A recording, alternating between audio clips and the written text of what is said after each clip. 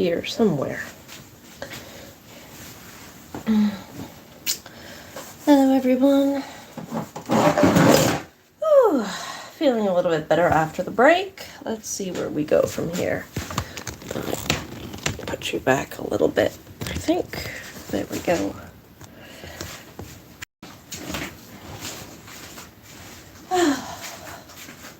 Sometimes you just need a break. Sometimes that break is a little bit longer than you expected. That's all.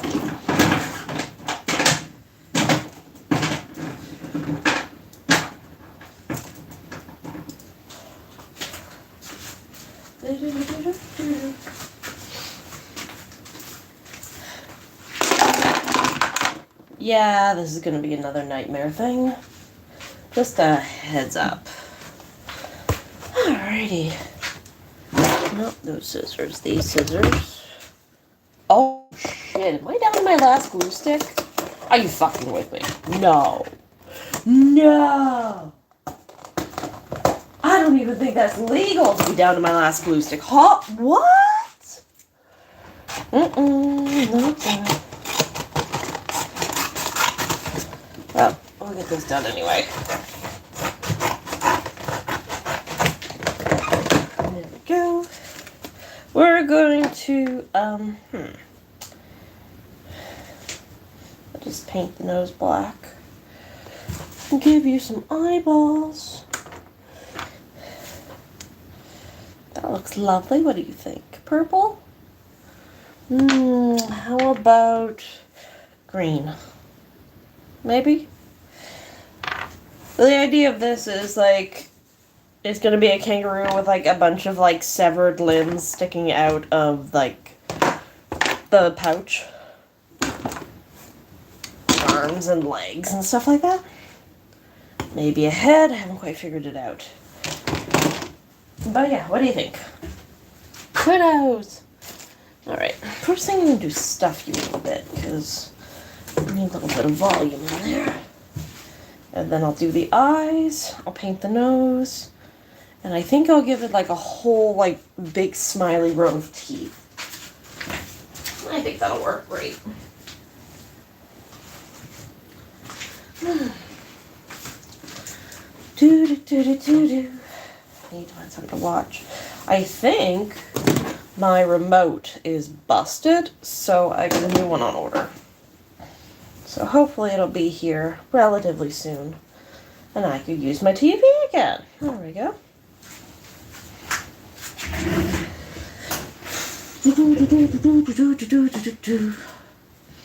Do I want both eyes? Yes. I think both eyes would be great. Ooh, orange would be great on this too.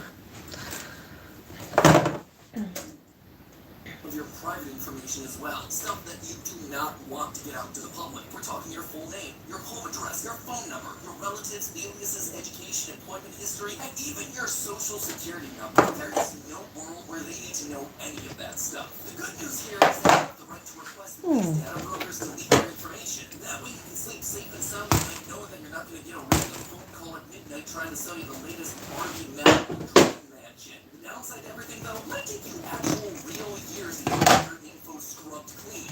Cogni though can help you with that. Well, services like VPNs are defensive, trying to keep your info out of the hands of these corporations. Cogni actually goes on the offense. They're going to be your representative and track down the brokers who are actively selling your personal information out there, and they demand that they leave you alone. Delete your stuff from the system. Your personal information is being bought and sold, and you are getting nothing out of it except your nuisance. It's time to change that. And Cogni is the key. Now, let me tell you how to sign up for your service. I saw the difference overnight. Gone were all the obnoxious spam emails that I was getting. And as far as phone calls go, I don't get it. Spam or otherwise, which is exactly the way it should be. If you want to protect your data today, go to incogni.com/filmtheory and use the code FILMTHEORY to get 60% off the annual Incogni plan. Ow, I hurt my finger today and I'm still paying for it. THEORY, and then use the code FILMTHEORY. Or if you can skip all that hassle and just go down to the top left description. Thanks to Incogni for sponsoring this video, keeping my personal information out of the boss's hands. And now, let's hop back to the short stories. Dealing with malicious AI or evil VPN program, in order for it to harm you or your computer, so to speak. Viruses operate on vampire rules. They have to be invited in by running a program or clicking a bad link or something. Well, that's exactly what all these shorts are doing. On July 20th, Royal Pair opened short with another see the shorts creators finding an email in their inbox from Clone VPN. Reached out for a sponsorship deal. They're offered a crisp $20,000 for an ad. Wanted to secure the bag, they each clicked "That's so suspicious link." Nobody can possibly lock them down, right? Somehow this allows the boss to access their computers and use their online identities to clone them. How can we be sure about this? Well, everyone accepts the Clone VPN deal, except for one of them, Joe King. Sponsorship? Clone VPN? No, I don't think so. The only thing I'm ready to promote is the intro. Yep, the internet's short speed run and sweet turns down the deal. And as you can tell by the text that flashes across the screen as he closes the email, the boss ain't too happy about it. But the rest of his master plan is proceeding on schedule. You see, on July 22nd, before the boss's ultimatum comes due, I found QR codes hidden in Johnny Razor and Dano's channels that take us to an unlisted video that shows us exactly how the clone sausage is made. Freak, I hurt my boo-boo. See my boo-boo on my finger? See the boo-boo? That hurts. Powers up using all the data a literal clone of the creators is generated in the physical world. It's here that we see that the boss is true to his word, both the good and the bad. Both Mog Swamp and Can Splash aren't cloned because they listened to the boss and stopped making shorts, while the others are cloned. Now some can be better than others. Johnny Razor, Finger, and Bun Gun's clones are made without an issue, but during the cloning process for Royal Pair, there's an error R34 that appears on the screen of the machine. And it's at this point that the people on Team Theorist that aren't familiar with the rules of the internet realize that they probably should be Googling Royal Pair R34. Masterful tool figure counts. Anyway, that error causes the clone machine to create a malformed clone of Royal Pair's normal Tropius design. The final clone being made in the machine is Dano's channel's character, Rick. Rule 34 of the internet. On behalf of Dano, the creator, he's the one who got himself cloned. However, due to his giant bunny ears and long monkey tail, the machine hilariously can't figure out what species he's meant to be, and the machine partially blows up, but not before spitting out a strange-looking clone of Ricky just without the tail. As the 23rd rolls around and the boss's deadline passes, the clones are deployed to the various channels, and we see their violent takeover. It's a comically over-the-top, yet still YouTube monetization-friendly violence. Johnny Razor's clone shoots his original 7 times in the chest. Bun Gun is kidnapped under the table mid-video, while Ricky, Failer, and Royal Pair's clones are taken away to some unknown fate. But for all the creators, the results are the same. Each of the new clone creators uploads an ad for Clone VPN, all of which are basically carbon copies of the same thing. It's almost like they're all clones of each other. On average, a single person will visit 130 web pages per day. For what's scary, an estimated 10% of all websites are malicious or out to get. So basically, this is a glimpse of what happens when the clones are just shoving out content now.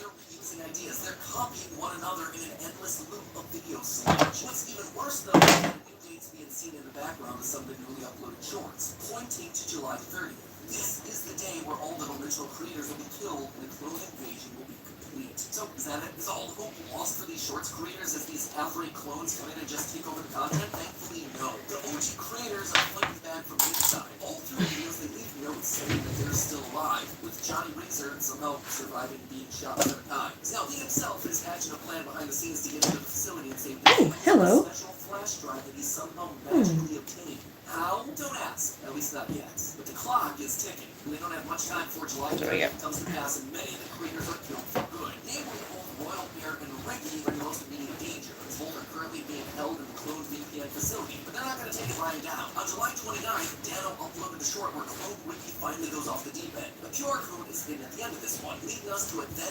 unlisted video titled Where Did Ricky Go.mp4. Here, we see both Ricky and Pair being interrogated by their clone, so Ricky is able to escape, free Pair, and moving towards an exit. Interestingly, the end card of this one actually takes us to another video, with audio of a conversation between Clone Ricky and the boss. So let's just say that the boss man is not happy with Royal Pair and Ricky's escape, and we learn that the two were out of the facility's control room while exiting the building. I can see the exit. It's right up ahead. Hold on, is that a control room? Judging by the sign on the door, I'd say that. If they don't shut down the clones, they'll just get sent right back. Realizing that they're PNG tubers and therefore two-dimensional, Ricky and Pair slip through the door, and they see that the boss's plan is way bigger than they ever realized. All of them have codes. It seems like whoever uses the codes sends more energy to the cloning machine, and it looks like it's getting ready to clone every Shorts YouTuber. Yep, the boss's big plan is to use his VPN sponsorship to clone every Shorts tuber and replace them with just garbage content. To give out widespread VPN sponsorship. Garbage content. That's what I make. YouTuber on the platform in less than a month. But thankfully, there's a new plan once and for all. If they pull all the code together and use that energy to overload the machine, they can use that power to create a virus that'll knock out clone VPN forever. There we go. It's standing up a little bit better. All the clones did those sponsorship videos back when they first took over. Well, each video ends with a promo code that features two of the characters, their name, and then a number 1 to 5. Now, I saw this and knew it had to mean something. By removing the creator names and then ordering what's left by those numbers at the end, I did this. Now, surprisingly, that isn't a YouTube video ID, even though it's the same length and format. So I assumed that it was some sort of a code or a cipher, and that also didn't work. It just didn't have all the information at the top. This is what that code was for. It was yet another masterful troll, and I gotta admit, this time it definitely worked. But there's a problem. They need someone on the outside to enter the code. Thankfully, they remember that Joe Kane refused the deal and hasn't been captured. Ricky? Okay, if I have to do it, hide it from him. Scanning the QR code that pops up on screen sends us to another secret video where Joe puts the code into the clone VPN website, which lets Ricky and Pear create the virus. A virus that just so happens to teleport into the possession of Johnny Razor. That's where he got the drive from. A fact that the boss realizes in real time. Yes. And there was something on him to receive it.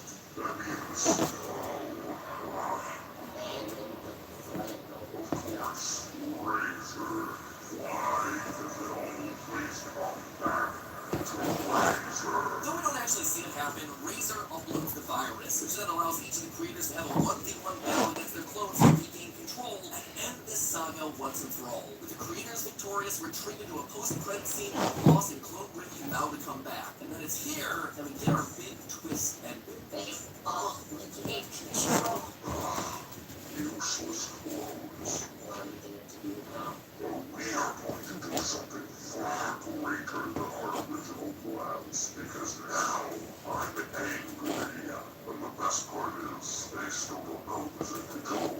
The flannel. Johnny Razor was the boss the entire time. No, that's not possible. But no, really, that's literally not possible, right? If Johnny was the one who uploaded the virus and saved the day, that means that he played an integral part in his own plan failing? Doesn't really make a whole lot of sense. I mean, sure, maybe you could argue that Ricky did the smart thing and went to the server room by himself, but this post-ARG Q&A stream seems to argue otherwise. When the website went down, what was Joe Kane originally supposed to do? Originally, he was going to send me the flash drive, but then we changed it to like take down the website and have Ricky send the flash drive instead. Even if we ignore these non-canon live streams, in the logic of the show, Johnny can't be the big boss. Remember earlier when the boss said this?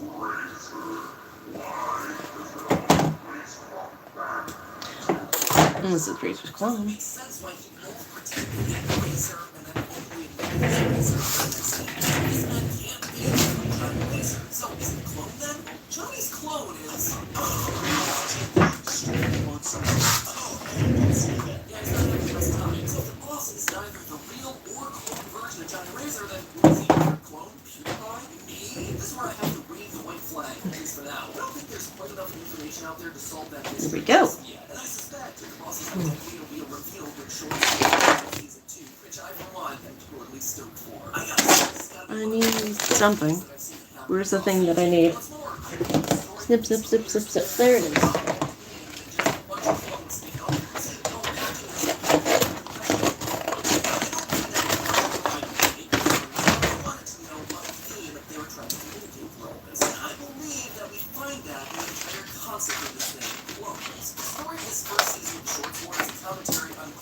Content across the internet. I'm sure you've seen these sorts of things around before, either YouTube channels or TikToks or whatever, will just rent content from other websites and re-upload them, trying to get a quick buck off of someone else's work. It's a problem that we here viewers have to deal with all the time. It's something that Johnny Razor himself even talked about before the show before ARG began. I have been cloned, not in a lab, but on TikTok. This, I think, is what sparked the whole idea of the ARG.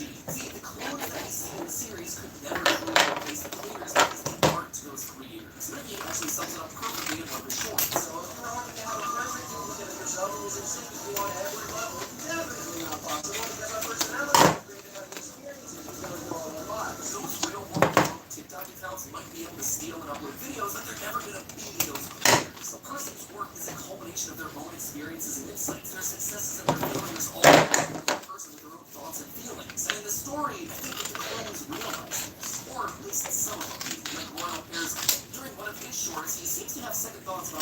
mindless creation of content that's now his life. All websites on the internet are malicious or are out to get you. Or do I believe the news that?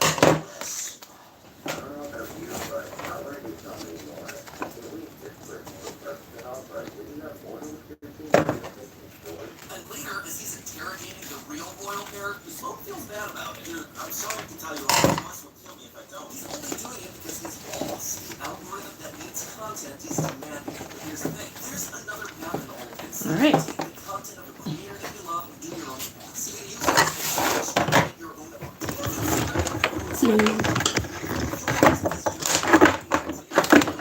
I really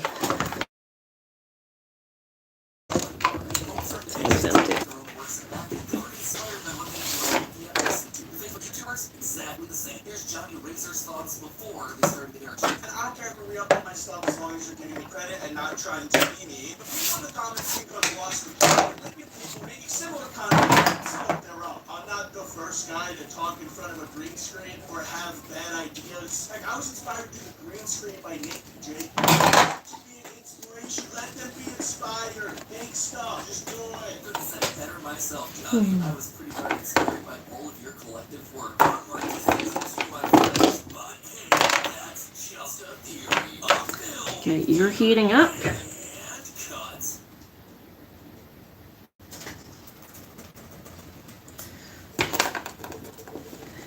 I'm going to. I pushed him away. Wow. I hesitated for a moment, and then I pushed him away. But I love you. I chose you. He got to the point where he was growing inside as she watched his expression almost spread across his face. I completely understand if you don't forgive me.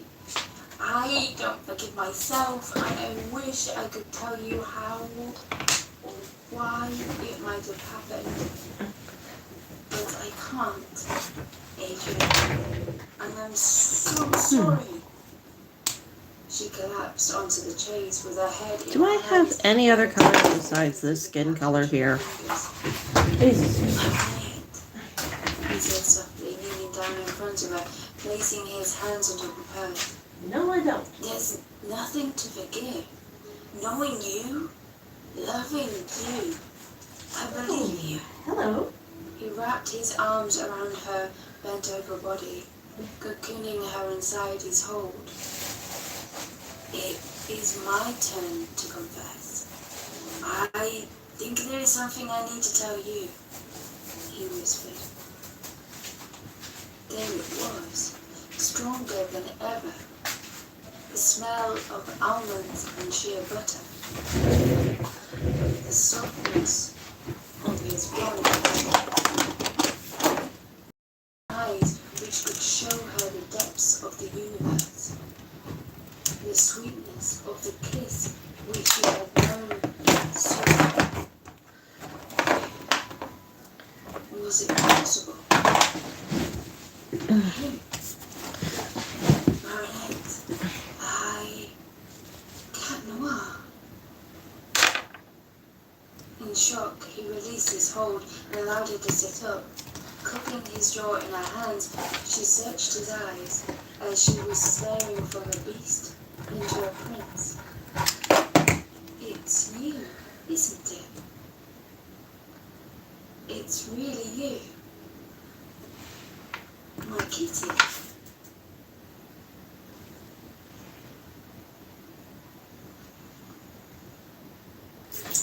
Really? That was it?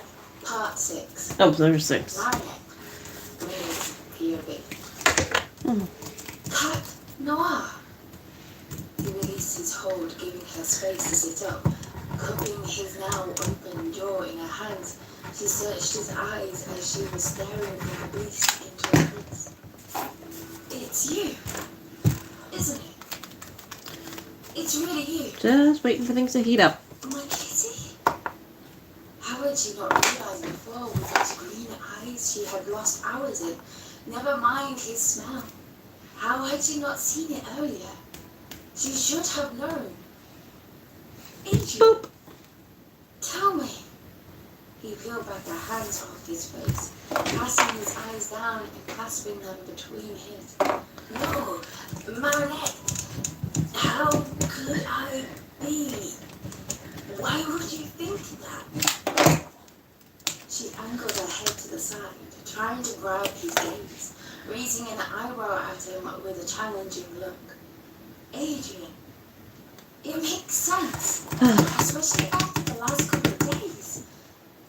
Do I really need to spell it out? There we go.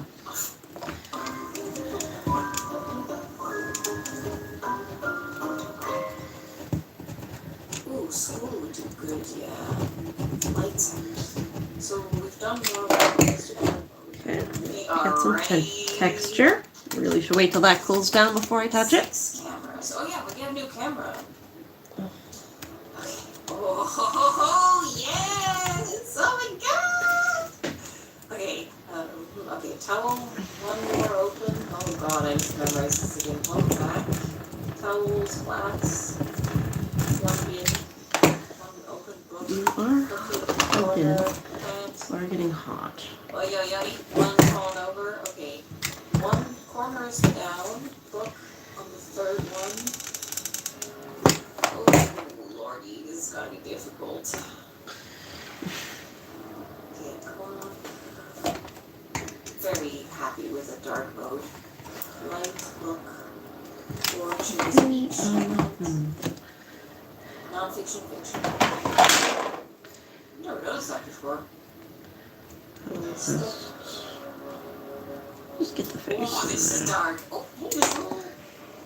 That's not normally there, is it? I forgot we just have to right-click things. Hey, I just did it! What are you doing? Spirit, mind, body. Okay. Oh, I saw that. Thank you. Oh, this is the new room. Oh, we know it. Okay, trumpet, taiko drum, drum kit, Nope. whatever this is called in English. I have no idea.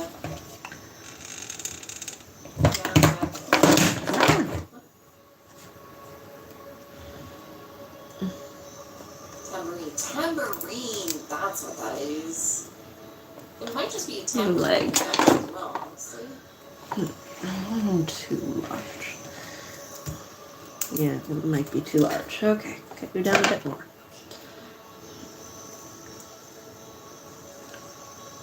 This is so, like, same as alternate watch, this is so interesting because now you can see where Nothing higher than I'm, a checking the room. whatchamacallit, elbow. Okay. Ooh, this one had nail polish. Whoa, that's a big taiko drum. Settle down, buddy. You're big, but you're not that big. I need a foot. We have anything that looks like a good foot? God, this That's is got toes. That's a good foot. We're gonna use this one. Flood this. Almost missed it. It'll work. Hook's still there. Is that there? See anything, we'll holler. The tambourine? Oh, that's just slow. I was like, something happened to the tambourine. The one time a tambourine can be scary.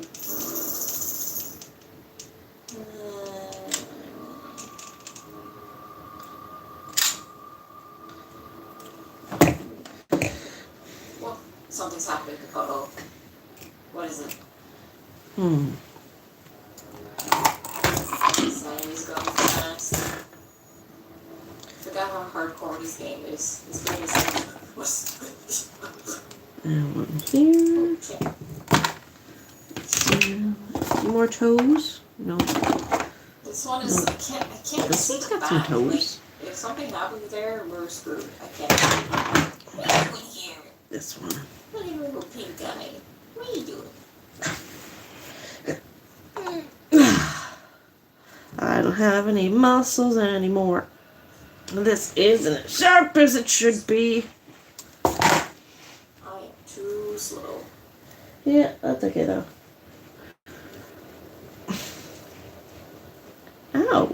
hurt. Get up so fast. No, I'm too slow. We're draining sanity here, people. Spirit, mind, body. That's all the same, right? I can't tell if anything here changes. Or if one of these notes changes, we're fucked. I'm just gonna tell you that. Oh god, no. What is it? I can't tell. Do we have music shoots that are in the screen? No. I have no camera malfunction. There you are. Stop showing everywhere. Although you are very easy on music, I do like it. Yeah, make sure I grab the right one every time. Oh, actually, sure. Yeah. Do I have any more good feet? It's got some toes. A little foot here. Didn't I have 2 feet already? There's a second foot. That's a foot. Where's the other foot? Did I not put the second foot on? Over here. Jesus I know there's Christ. a plant there, right? But yeah. It seems like it should be. There we go.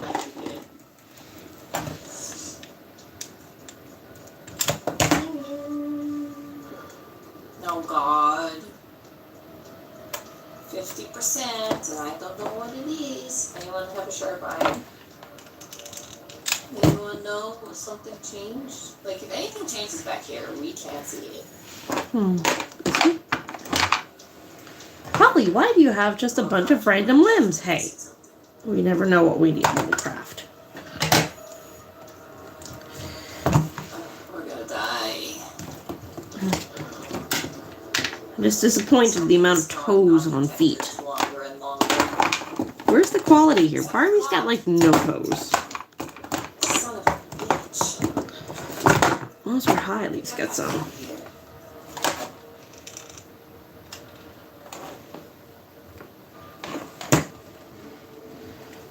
They're all the same skin tone, and I feel guilty about that.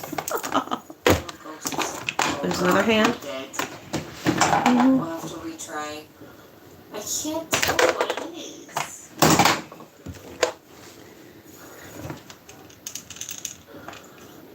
We're missing something this whole time. Missed anomalies. Garbage can, camera malfunction. There was a camera malfunction? Well, that must have been the last second, because I didn't see anything. This one got eaten, but this arm's still good. High five! So that one's fine, that one's fine. Okay. That one. So one is through. Try to grab the right scissors. There we go. None in here.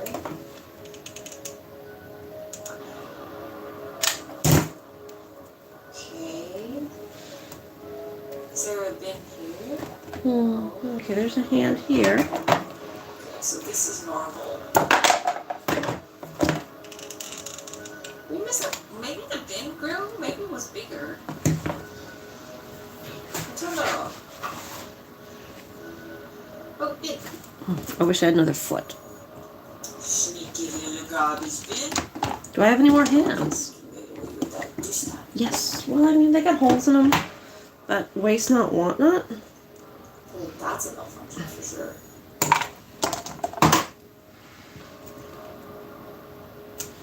I forgot we're playing on hard mode. It's hard mode, don't mess with it.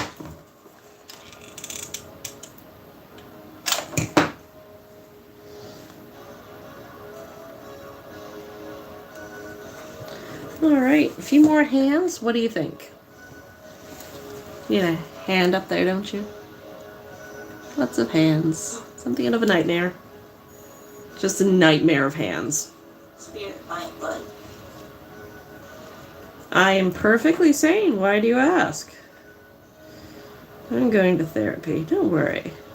God, this is a sneaky room. I find that room very difficult.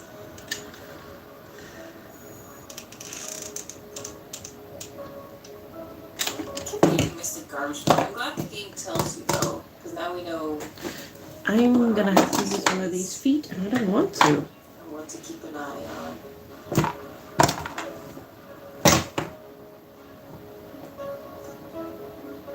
I don't like the bottom of it. It's got a little hole there. There's gotta be something else I can cut the limb off of.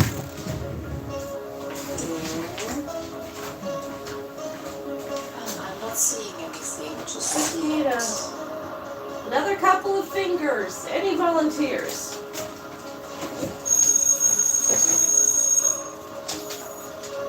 got it.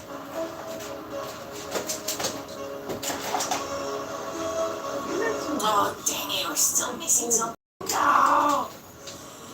What is it? Oh, God. This is too difficult. What an eye. What is it? What is it? Oh, God. Oh, hello. I don't know. But they're so tiny. What is it? The violin? No, that's too creepy even for me. Here we go with this. Oh, quiet. I think I'm just not going through these cameras. They don't match. I think that was my problem Oh, before hello. as well. Upside down.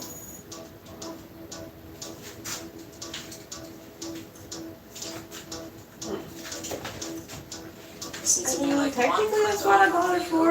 and then So fabulous. little jump chips.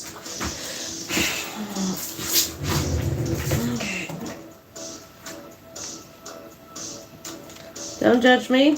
I judge myself enough.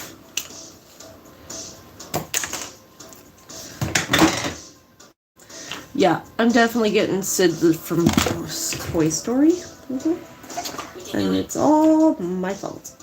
Oh, I feel like I need to switch something.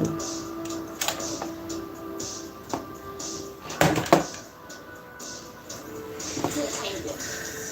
That's okay. Look! No, I want this one. I want this one. Ow, ow, come on.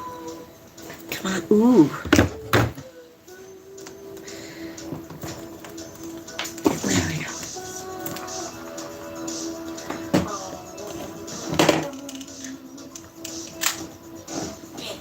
Ah. Owl's door. Look. Those are plants.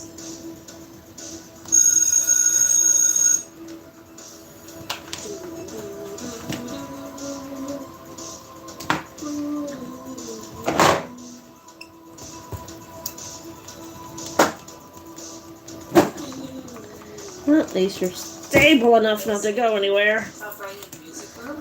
Yeah.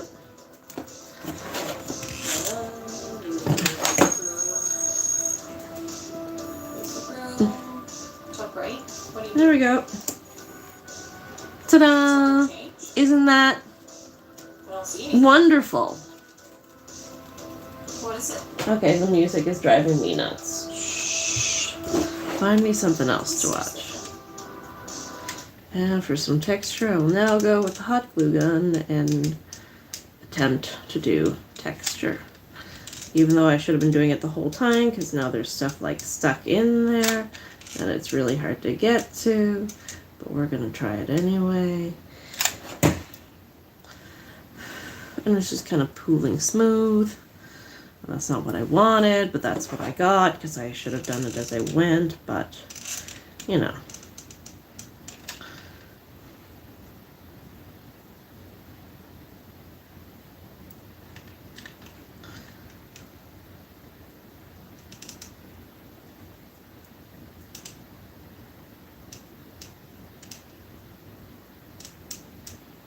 Okay. Unplug you. Over there, away from the nightmare. Shh, it's okay. Now, wait for you to cool a moment. And then put it right in the bunch. Just like that. Completely normal. Normal. That's such a funny word. Normal. Wonder what it means. I guess we'll never know. And the business cards. Okay, are you going to wait till it cools or are you going to paint it hot and ruin it? And the brush. We're going to paint it hot and ruin it. And the brush. Because we are impatient. We are very, very impatient.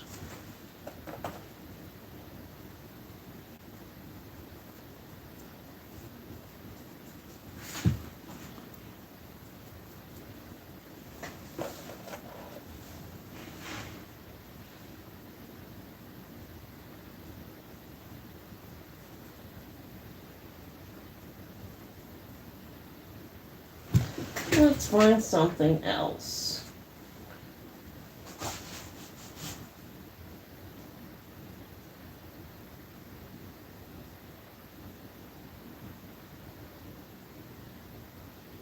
It's time to meet Shoppers Drug Mart's 2023 top picks. No, I don't want to choose tonight. Let's go for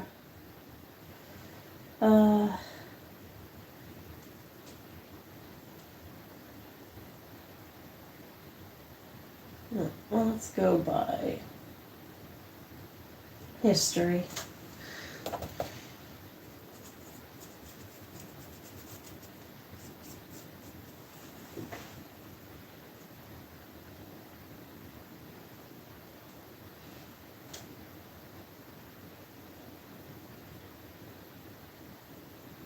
Two.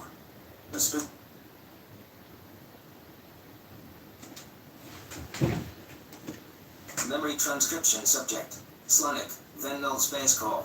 Date, standardized human time, October 18th, 2136. Marcel leaned over the destroyer's railing, allowing the salt water to splash his face.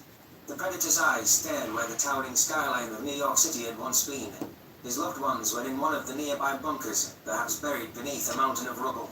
The human resolved to search for Nulia and Lucy, but I feared his reaction if they weren't found alive. The American military sent most available service members to the remnants of its largest city once the environment was deemed safe.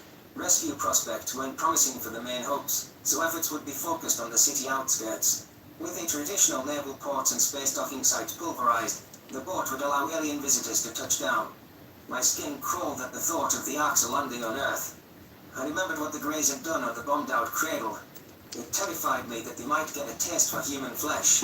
What if the survivors like Marcel were rounded up into a cattle ship? The thought of him being caged or tortured again filled me with despair. Minutes from now, those monsters were going to be walking onto this very deck. I couldn't stop focusing on that image. Every instinct compelled me to hurl myself overboard. The Terrans were in no condition to protect me. I didn't believe for a second that those emotionless predators were genuinely here to help. The red-haired human stood at his reflection in the water. Shit. Do you remember the first time we chatted online, Sonic? You said hello. I sat at my keyboard for 2 hours trying to envision your true intent, I muttered. I was terrified to talk to a predator. Wait, that's why you didn't answer right away. I mean, I was nervous too, but more about fucking up first contact. Mars. All I could think was, what have I done? After several bouts of crying, multiple drafted messages to Republic Emergency Services to drop out of the program. You asked me with no context or breathing what I saw when I looked in the mirror. Marcel didn't finish the anecdote, instead tilting his head in consideration. At the time, the human answered, A mouth, a nose, 2 eyes and ears. I'd be concerned if that changed. The horrors of my imagination evaporated with laughter. I felt guilty that I had been so preoccupied with his appearance in the beginning. The worry creases on his forehead aged him by a decade, as did the blemish of the scars on his cheek. By comparison, my friend's paralyzing gaze had been full of life with that snarl he couldn't contain. I wanted to remember the humans as that optimistic race, affectionate and carefree. Whatever compromises our beloved predators had to make, I wouldn't let them change my perspective. I see a survivor. Swallowing my nerves, I propped myself over the railing. My grey fur was a matted mess, and my slender ears were pinned in terror. Two of them, actually. Please, don't let the Axer eat me. He ruffled the stray tuft on my head. I'm scared too, buddy. I have nightmares about the meeting that immobilized Gajid. Then eating you on Nulia. Is it wrong to admit that? No. Your feelings are important too. You're just really good at acting strong. Key word. Acting. An angular craft rocketed down from the cloud cover, and I squeezed my tail around the human's wrist. The curvature of the ship's belly suggested it was stocked with missiles. It was brimming with weaponry from every angle. The engine roared as it completed its atmospheric descent, following the Terran glide slope. The Arxa vessel slammed onto the open deck, and our personnel eyed it warily. There's a human sniper watching them from the mast. I wonder if the Greys noticed. Better hope my friends can react quicker than those demons can snap me in half. Paralyzing terror coursed through my bloodstream as dozens of Arxa lumbered out into the open. They looked some supply crates onto the deck and waved for the humans to collect them. Terran personnel scurried over to sort through the offerings. I could see in the primates' eyes that they were concerned about opening up a cattle gift. One Arxa was directing the others, with a cracked skin around its eyes suggesting its age. Its nostrils flared with obvious hunger, entranced by the whiff of Venlil in the breeze. Ghastly reptilian eyes snapped my way, and yellow teeth flared in a ferocious snarl. Why had Marcel's benign canines ever frightened me? The enemy commander began ambling toward us. It leaned forward as it walked, poised to drop into a primal lunge in a heartbeat. Its pupils were darker than the frigid side of Venlil Prime, and its crab scales glistened like obsidian. I could see the saliva coagulating around its lips. It's okay, Slanik. I'm right here. Marcel growled. My heart hammered so furiously that I swayed on my feet. The human caught me with steady hands. All thoughts were shutting down, like a hard reset to the noggin. Every conscious impulse screamed to propel myself into the ocean, but my brain signals weren't registering. I sank my claws into the human's forearm, whimpering like wounded prey. Tears poured down my face, dripping onto his pale skin. Marcel massaged my scruff and tried to stop me from shaking uncontrollably. His gentle touch wasn't enough to counter an Arxa standing right across from me. How could we have ever considered such an abomination sapient? It was the spitting image of death itself. Nothing motivated it other than its appetite and cruelty. Greetings. I'm going to assume you're in charge, since you have a Venlil attached. The Arxa's warm breath hit me on the cheek as it spoke in a reverberating roar. My name is Chief Underisive. We understand this was the United Nations headquarters, so I decided to accompany this landing party. Marcel cleared his throat. What can I do for you? A faint sliver of awareness crept back in. I didn't understand why my human wouldn't point this monster toward the actual officers. Okay, there we go. Far away from us. Oh, I wanted shit. to study the vegetarian's expression, but I You're gonna couldn't need turn to my eyes dry. away from the Arxa. It hadn't stopped staring at me from the moment it approached. Requesting permission to set up emergency housing. I can have structures and basic amenities organized for the day. I don't think that'll be an issue. The redhead yelled. What to do with this? Any ideas? Rescue. Would you come with me to a neighborhood called Midwood? Whee! People in those areas are human. Fucking hell. Gladly. I picked several of my finest to accompany you. Oh, tell your soldiers not to desecrate any human bodies. Cut it out. We don't eat each other, whatever the Federation told you. So why would any of us These want to legs eat are still good. They got some joints in them. His eyes lingered on me. The actualization Good of joint. the nightmare I've ever had. Good joint. My spine pressed against Marcel's But chest. Form for support. Every muscle in my body felt weak as jelly, and my nerves were overstimulated beyond salvaging. I wanted to crawl under the rock and never show my face again. The Arxa sighed, slinking off with the swish of its tail. It conversed with some Terran personnel for a moment, then issued emphatic orders. Several Greys flew into a human helicopter, a strange aircraft that had twin blades on its roof. The racket stung my ears as the propeller revved to life. Okay. I don't expect you to do this, Slanik. Marcel released a forceful exhale and set me back on my paws. But getting to my family can't wait. I have to know. So you're hitching a ride with the child-eating predators. What will Amelia think if she's alive? I spat. You just said you have nightmares about those things devouring her. Using the Arxa will get me there quickest. I'm sorry. There's no line I won't cross. I have nothing to live for without them. What about me? I care about you. After what we've been through together.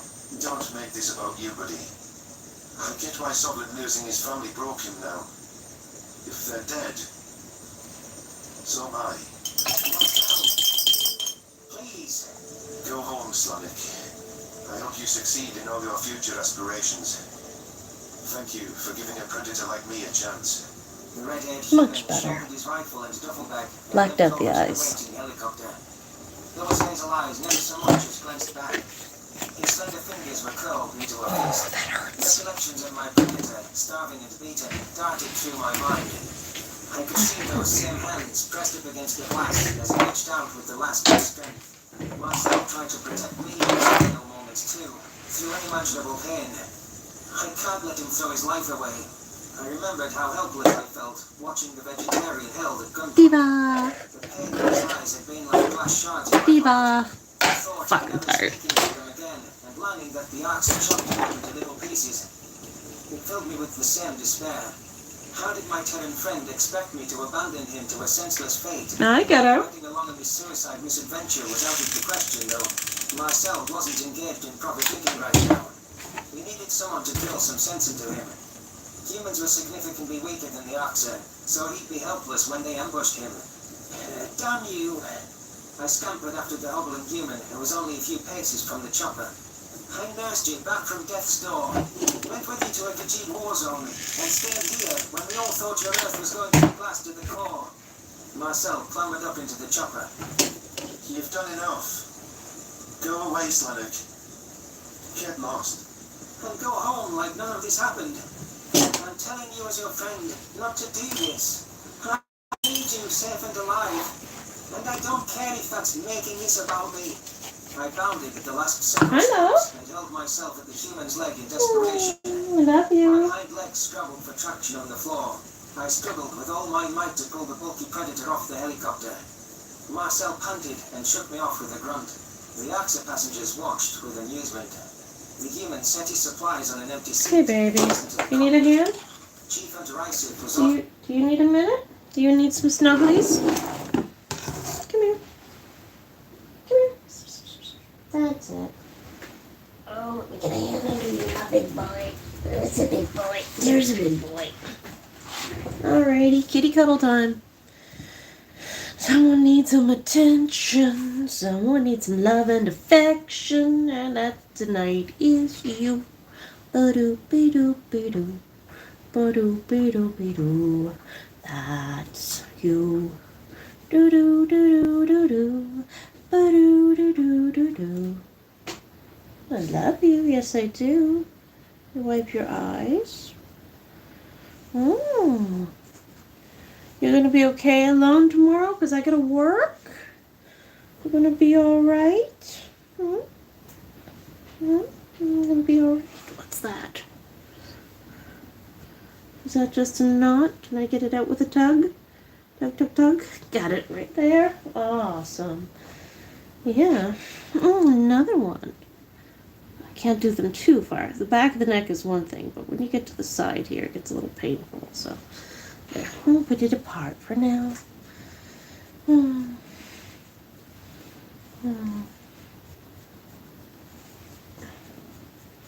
You've been awful happy the last couple of days. I woke up and you're snuggling with me rather than on Mom's bed. I have to go visit my friend soon. He became a dada. Okay.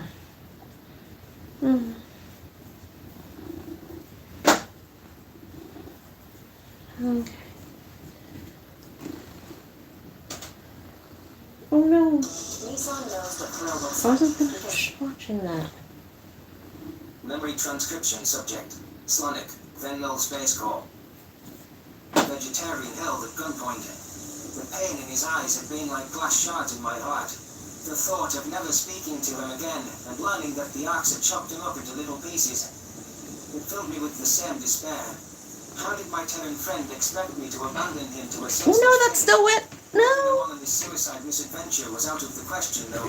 Marcel wasn't engaged in proper thinking right now. We needed someone to drill some sense into him. Humans were significantly weaker than the Oxer, so he'd be helpless when they ambushed him. Damn you!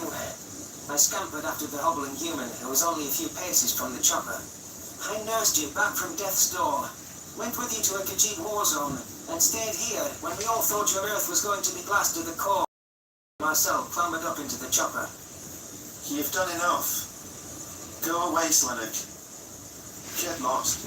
Then go home like none of this happened. Wait I'm a telling minute. you as your friend not to do this. I need you safe and alive. And I don't care if that's making this about me. I bounded at the last several steps and held myself at the human's leg in desperation. Okay, My hind I gotta legs stopped swear. with traction on the floor. I struggled with all my might to pull the bulky predator off the helicopter. Marcel panted and shook me off with a grunt. The AXA passengers watched with amusement. The human sent his supplies on an empty seat adjacent to the cockpit. Chief Hunter Isif was ordering the Terran pilot he borrowed to take off. I had to get my friend out of here now. With panicked desperation, I yanked at his injured arm. Marcel could forgive me for the pain that caused later. It was the only way to mitigate his superior strength and save him from his own recklessness. Shit. He cursed. Get the fuck off me. The vegetarian's eyes dilated with frustration, and his cheeks turned that first shade of red that unnerved me. His teeth bared with obvious hostility. That was no human smile causing his jaw to tremble. I wasn't about to be scared away by growling, even if it made my throat go dry. It was never going to hurt me. Marcel pried my claws off him with predatory strength. His typical gentleness was gone. I kneeled in protest, but the human clenched his fingers into my scruff. He carried me toward the exit in cold silence and seemed ready to toss me outside. My legs flailed about in desperation, but the struggling didn't have much effect. The helicopter rose the first few feet off the ground. There we go. See? Chief Hunter Isif retreated from the cockpit and darted between Marcel and the exit. The AXA commander slid the door shut, sealing off the Just escape for both of a us. pouch full of body parts. In confusion as it noticed me dangling like a pup from the human's hands. Well, Take a seat. it's just as nightmarish as I thought. I want to add some claws. Go to my lady. This should be a short ride. The aircraft was ascending rapidly, now above the mast in altitude. My heart sank in my chest, compounded by sheer panic. Jumping from this height would be suicide, though it might be better than being turned into kettle. Not only had I failed to get Marcel away from these monsters, but I had ended up escapeless with him. The red-haired human adjusted his grip, bringing me into the normal carrying position. I burrowed my head against his shirt, and he patted me with a sigh. Isaac watched with keen interest as the Terran settled into his chosen seat. The vegetarian placed my shaking body on his lap and turned my chin toward the window with a delicate push. I was certain the other AXA were gaping at us and salivating at the flesh in my skeleton. My hope was that my presence would stop the Greys from eating Marcel. Van Lille were a juicier target after all. That didn't lessen the dread in my heart. There was nothing worse than being trapped hundreds of feet above the ground with feral carnivores. Memory transcription subject. Slanik, Van Lille Space Corps. Date, standardized human time, October 18th, 2136. The tension was palpable as the AXA occupants studied Marcel in silence. I gathered that the human didn't want to engage with them either. The predatory savagery from the cradle played my recollection, and the chilling screams of the unfortunate Khajiits echoed on loop. It would be all too easy for the Greys to gut either of us with a swipe of their fangs. Chief Hunter Isif dropped into the seat right next to us. The monster was inches away from me. He disregarded the shift in Marcel's body language. The human had leaned away, though there wasn't anywhere to go in a helicopter cabin. I got the impression his concern was for me rather than himself. After the attack on Earth, it's like he doesn't care what happens to him. If I wasn't about to be carved up, I'd insist he seek help. Isif bared his teeth ferociously. Well, I've introduced myself. What's your name, Van Lille? Its voice was a discordant snarl, amplifying humanity's typical rumble by 1,000-fold. A pathetic squeak escaped my throat, and I sobbed into Marcel's shirt. The vegetarian stroked my ear with patience, unfazed by the salty wetness soaking the fabric. I didn't know how even a persistent predator could be so calm in the face of such an eyesore. That scary demon was sensory hell. I'd rather be hunted by Marcel's kind for hours than knowing Isif for another second. Okay. That was the response I expected. The AXA sighed. What are you called, human? My human stiffened. Marcel Fraser. But just Marcel is fine. The Van Lille here, his name is Slanik. I knew you hadn't lost your voice, Marcel. Slanik is here on Tarva's behalf, yes? My ears perked up in alarm. How did Isaac even know that name? That must mean the Arxa were targeting the governor, or had other nefarious plans for her. Nefarious, indeed. Triggers by turning over intel on the Republic. Marcel offered a curt headshake. Slanik is a fighter pilot. We're training him to be a proper soldier. Ah, good one. As if this specimen could fight. Isaac's eyes glittered with decadent mirth before the expression dissolved. Oh, Crawford. You're serious, aren't you? The red-haired human glared at the floor, not answering the reptile. It was clear my friend had little interest in the conversation. I think he only entertained the first question to get the commander to leave me alone. The monstrous predator gave up and turned its focus to the window. Our helicopter drifted up over a sea of rubble, which stretched to the horizon. Building husks lingered as statues to a fallen world, and fires were splashed across the landscape. The ground was covered in a thick coating of soot. This looked like the aftermath of an Arxa raid. My heart sank in my chest as I realized how dire the outlook was for Marcel's family. The human panic guided our craft toward the designated neighborhood. Chief Hunter Isaac craned its neck and narrowed its disgusting eyes with sullenness. I didn't understand what game it was playing, trying to make nice with the humans. It must have some dastardly plan at work. The Arxa commander maintained the brooding expression as we touched down. It ordered the other Greys to sweep the area for survivors and accrue intel for their government. Marcel rose to his feet to follow them, but Isaac blocked the human's path. The scaly monster gestured to the devastation behind it. What do you think of what the Federation did, Slanik? The Chief Hunter growled. My ears laid flat against my skull. I think it looks a lot like what you do. A sharp glint flashed in its eyes. Ah, that's a good answer. You think our species is an instrument of evil, yet you admit your friends are no different. The Federation are monsters, not friends. But they don't eat people. Because they don't have to. You all want my kind wiped from existence. Hell, you probably wish I'd drop dead right now. Do you even see us as people? After everything you've done, you'll never be people to anyone. My sudden outburst took me by surprise. Marcel's fingers tensed around my scruff, and his stance shifted to a defensive posture. Okay. That commentary placed my human in a precarious situation. My money wasn't on the wounded, squishy primate if this turned physical. I should have never boarded this aircraft to begin with. The Arxa raised the ridges above its eyes and turned around with a sigh. Isaac somehow restrained its aggression. The pointed hoof emanated disappointment. It drew its sidearm before shuffling into the ruins of New York. Marcel followed with a bit of hesitancy. I'm sorry for what Slanik said, Chief Hunter. Any sapient is a person, no matter what they've done. Is that so, human? The reptile grumbled. Look, our race has become a shell of itself over the centuries. I wish it wasn't like this. My eyes widened in surprise. Polite concessions lamenting their current status wasn't what I expected it to say. For an emotionless predator, it was doing an excellent job of emulating regret. The fear eased enough for me to wonder what it had to gain from this act. The Arxa never attempted to converse with prey as a rule. Why are you so cruel and merciless? The words spewed from my mouth in a rumbling fervor. Why did you kill my brother and bomb my planet and eat people alive while they were running? Its nostrils flared. Oh, yes. It's well documented that I did all those things personally. I'm a busy guy. I get around. Your species. Don't mock me, demon. There's no good reason your breed is that cruel and morally deficient. The Federation are the reason we're starving. Cruelty was and is a defense mechanism, in my view. I'm not excusing it. I'm answering your And insults. just get your nails painted, darling. You're gonna be gorgeous It tonight. was needed as a way to cope with what we had to do to survive. We're also fighting a war of extinction while vastly outnumbered, so it serves psychological purposes to encourage recorded sadism. The Federation loses because they're afraid. The Arxa crested a mountain of rubble, and Marcel escorted us atop the debris too. One human was crawling through the streets with serious burns across her extremities. Her breathing came in ragged gasps, and the sight of peeling flesh made me wince. 2 Xerilian medics had arrived on the scene already. The Americans must have directed them to a separate landing site from the Greys.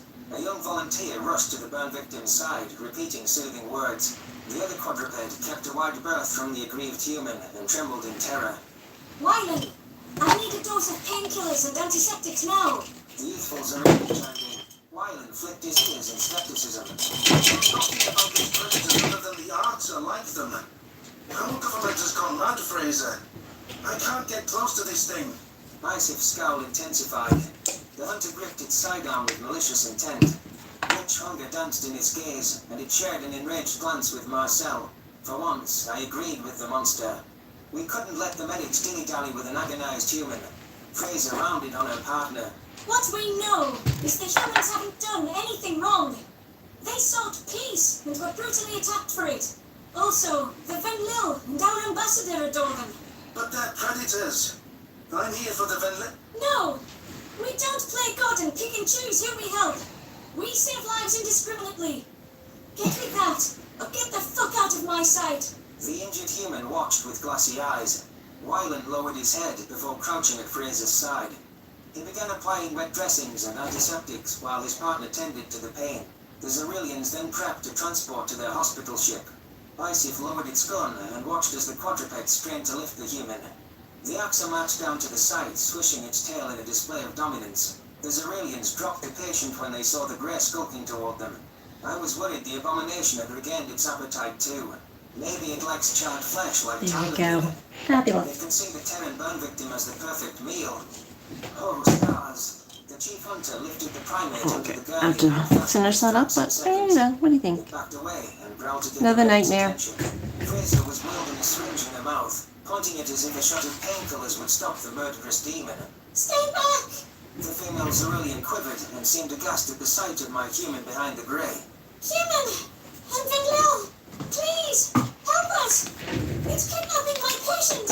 I'm not kidnapping the human. I put her on the stretcher so you can move her free back. Isaac growled. If I was hostile, trust me, you would know. I'm subtle as a sledgehammer. My son trembled up beside the answer. Who needs The wings? physician I met wanted me dissected. Our doctors pledged to do no harm. It's a relief to see someone rid of the sentiment of the Hippocratic Oath. Wyland squinted at the vegetarian. You're that human named Marcel from Noah's video. I recognize you. Shit! Fraser squeaked. I'm sorry for what they did to you. Your treatment went against every ethical principle that we stand for. The chief hunter inspected the red-haired human with confused eyes. The demonic predator mouthed the name Noah to itself and noted something on its holopad. I think it wanted to ask what happened to my friend. Obviously, a feral animal that loathed weakness would mock his traumatic experience. Marcel pointed a hand to the stretcher. The Xerillian sidled up to the patient hesitantly. Isif slunk beside them, moving the brunt of the weight. The medics shuffled in a terrified stupor, and our oddball group traversed the ruins. It was sad to see Earth like this, having witnessed this city in its sprawling glory days ago. There we go. It took several minutes to reach the Xerillian hospital ship, which was hovering over a desolated roadway. We clipped rows of beds in its loading bay, and my human's eyes widened with hope. Panicked shouts echoed from the ship's occupants at the reptile sighting. The chief hunter ducked its head, perhaps to seem less threatening. The Axa pulled away, and more Xerillian medics hurried over to look the patient on board. Fraser and Wyland bore delirious eyes, which suggested the fear was overstimulating them. That little excursion must have been psychological torment to them. Have you rescued a Gajit child? Hopefully with a human female. My human growled. Wyland blinked. What? A Gajit. You know, spiky, brown-furred, big claws. Where is she? The Xerillians cowered at Marcel's roar, and their hackle fur stood on end. I swatted my tail at his chin, wanting him to calm down. His desperation was something I recognized, but these medics didn't understand humans yet. They probably thought he was about to go on a rampage. There we go. Marcy's very upset and loud, but he's harmless. Please, just tell us if you've seen a Gajit. Fraser drew a shaky breath. No. Only humans here. I can check the outbreaks in the other cities. Maybe Berlin, Toronto, Bangkok, and Manila. Big predator dwellings there. Marcel slumped his shoulders in defeat. No. They were here. They I see. Understanding flashed in Isip's pupils. Why don't we search for your pathways at their last location? These ceruleans could help us look around. The human nodded, blinking away at tears. The Arxer focused on his watery eyes and gave him a rough tail swap on the arm. If I didn't know better, I would think it was a poor attempt at comfort. A species... Do-do-do-do-do.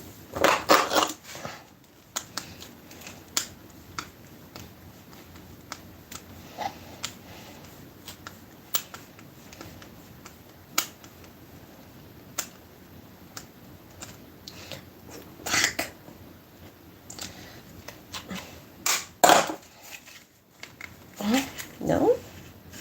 Shit, I'm gonna have to take the whole thing apart. Devoid of empathy was mimicking the trait, of course. Isip was clearly awkward and unpracticed at that falsified aspect. Fraser's gaze softened and she shared a glance with her partner. We'll help you search. But I'd prepare for the likeliest possibility. As a predator, you should be logical about the situation. Wyland said. Wyland, he clearly grasps the extent of the dead. There's nothing logical about this. Where are we going, Marcel? The red-haired primate browsed his holopad and searched for a location via GPS. The local terrain was unrecognizable, so I doubted he could distinguish Neely's bunker from any other scrap heap. The device pinpointed a location a quarter-mile from the hospital ship. All I could see there was a thick hill of concrete. Anything living must be crushed beneath that. It's likely the bunker collapsed from the pressure. Marcel could barely put pressure on his injured leg, but he staggered ahead for a minutes-long trek. I could feel the human's grief expanding with every step. My predator was cracking right alongside the buildings of New York. It hurt to see my friend, who I believed could withstand any emotion, crumbling. His distress frightened me as much as the hideous Arxer flanking us. Marcel reached the selected debris mound, and I dismounted onto my own paws. This must be the fallout shelter his family relocated. The human hurled himself on all fours, flinging the smallest rocks behind him in a frenzy. An animalistic grunt reverberated from his chest as he strained against his arm injury to tug a massive rock chunk. Chief Hunter Isif pressed it shouldered against the debris and moved it enough to leave a tiny gap. Marcel ported the scraps below, trying to catch a glimpse of the shelter. He dug furiously with his flimsy fingers. Blood streamed from his dust-caked nails, but that only quickened his scrabbling. Lucy! Amelia! He wailed, the highest-pitched voice I'd ever heard him use. There was no reply from beneath the ruins. Choking sobs, my friend returned to passing rocks with his hammers. Some texture in there, now it's cool enough to touch. Sympathy clasped my heart with a vice-like grip, and I tackled him in a desperate hug. Mars, stop it! You're hurting yourself, I pleaded. Fraser placed a cautious paw on his neck. That's enough. We'll excavate the bodies and make sure they get a proper burial by your customs. You promise? Where was the weight? He collapsed atop the wreckage and pressed an eye against the opening. He screamed incoherently, clutching the rubble in outrage. I watched the life leave his sweet countenance. Even the gushing tears dried up. My friend was unresponsive to any prodding. Wyland dabbed at his eyes, affected by the extent of the predator's raw emotions. I recognized that realization as he decided humans were sapient. Anyone who saw this display as a performance had to be heartless. There must be countless others across Earth in such a state. I nuzzled his leg. Step aside and rest. Please. Let the doctors disinfect your wounds. Why? My human croaked. They've taken everything. It was Sonic. Bring me out of my mist. No! Charlie's voice Did cried. I put the tail on or not? What are you doing? It's really hot down here, and I don't like the dark. Marcel's head snapped up. You're alive. I'm coming, darling. Just hold on. We're working as fast as we can. But I want to go somewhere safe now. So my monsters won't find me or pick on your eyes. Don't leave me here now, please. Never. I'm right here. The chorus of human growls joined together as they realized rescuers were above. Relief coursed through my veins. The odds. The bunker withstood the blast.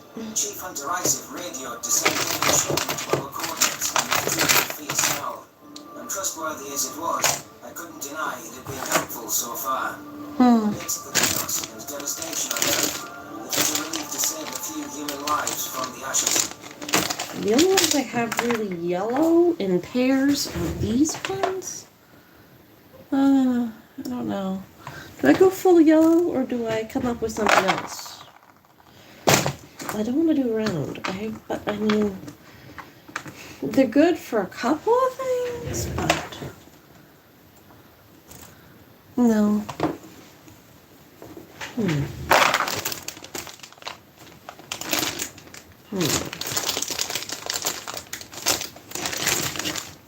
Where did all my eyes go? Didn't I buy dozens of eyes not long ago?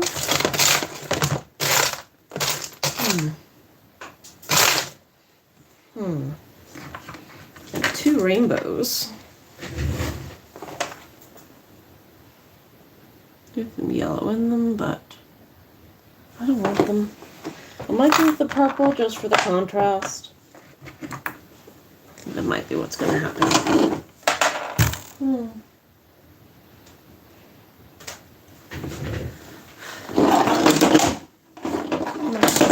I'm just going to do the eyes.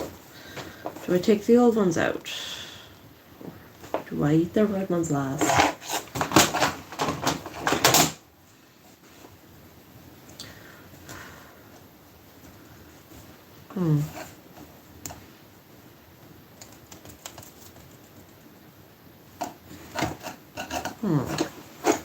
I think I'll be okay like this. Alright.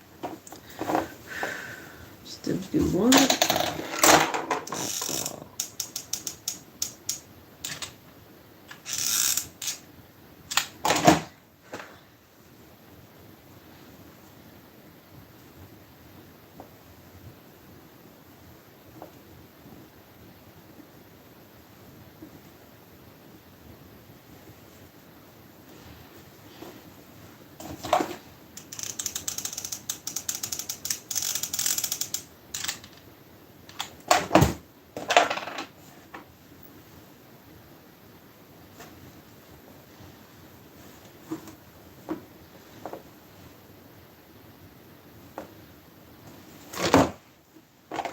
Go. Some little demon wings.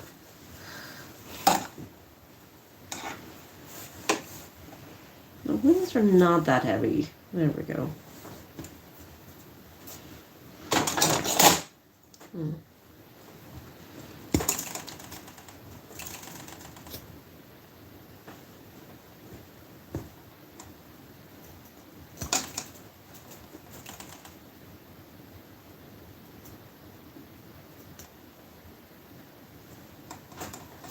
You held something at one time. I don't know what you held, but you didn't have it in your hands when I got you. I don't think, anyway.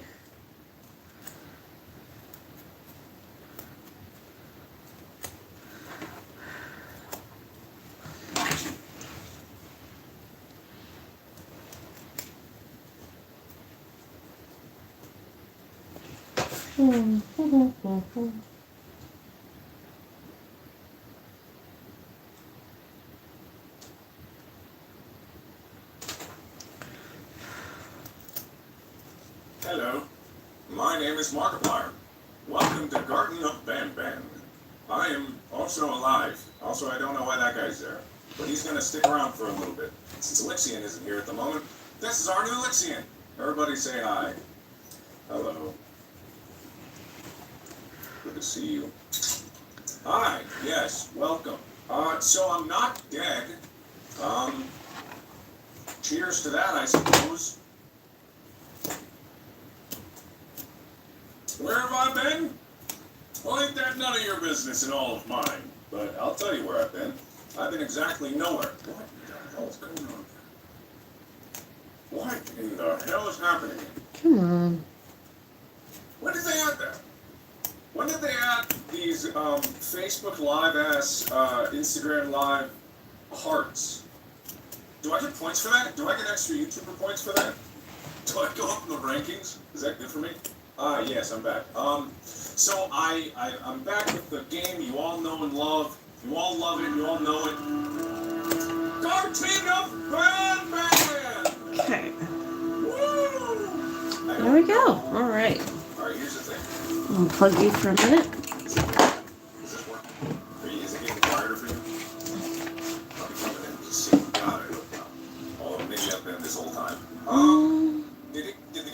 I need to do that again. The game got quieter, right? I got a new interface, and I haven't gotten a new interface in a long time because the DualXLR is being discontinued or something like that. So I got something different, and I don't know how it works exactly. So I gotta make sure that everything's on the up and up, okay? So if the game still is a little, is it better? Is it good? Sounds good? See, that's the thing. See, that's the thing. I feel like I can hear it better, and I can do on-the-fly mixing. I feel like I can be a better YouTuber, and I'm starting to realize that maybe the GoXLR wasn't good in the first place. Sounds great.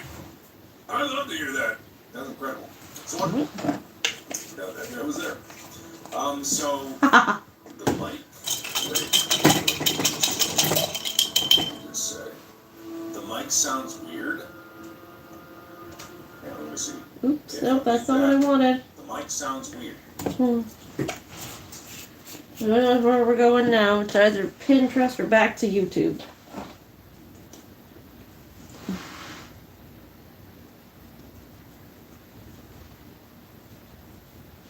I am just kind of tired. Let's see now.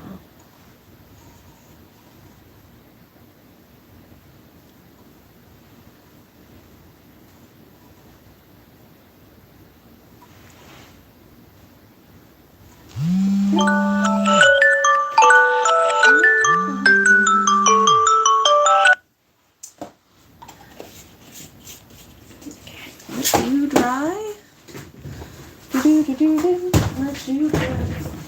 Let you dry. Well, that's two bigger ones done today. Hello.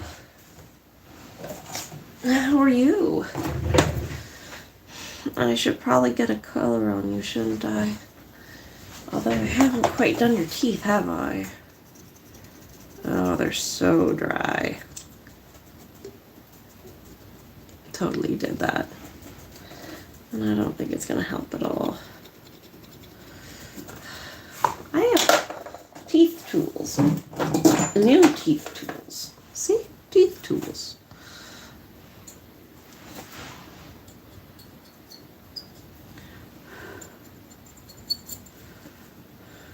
Gotta get that plaque out here. I should actually paint this and then spend a good 20-30 minutes scraping you down. And I can put a little soap on you to get you a little bit cleaner now. Alright, so we're going to do another color on you.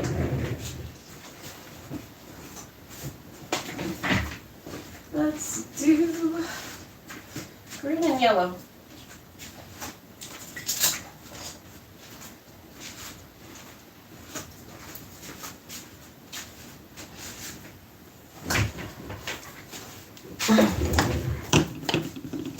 Green with an overtone of yellow.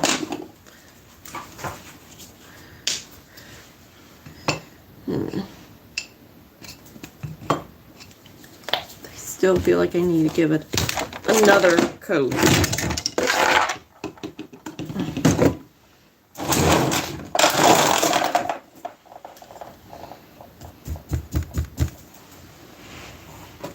Of black.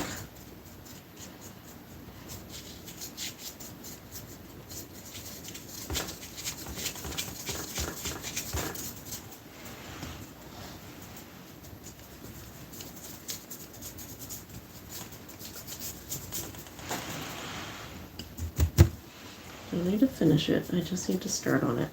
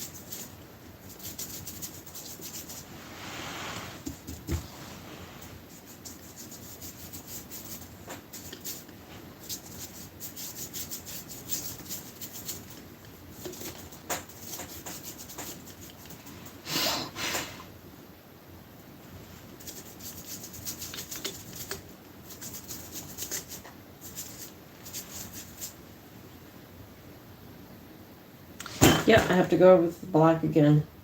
Those little tiny pinholes I can't stand to be the same color as the clay. Yep. Alright, well that sucks. I got a little bit done on this, but the legs I think are probably going to be the part that I'm going to get done tonight. Or at least not done, but at least their first coat on for texture.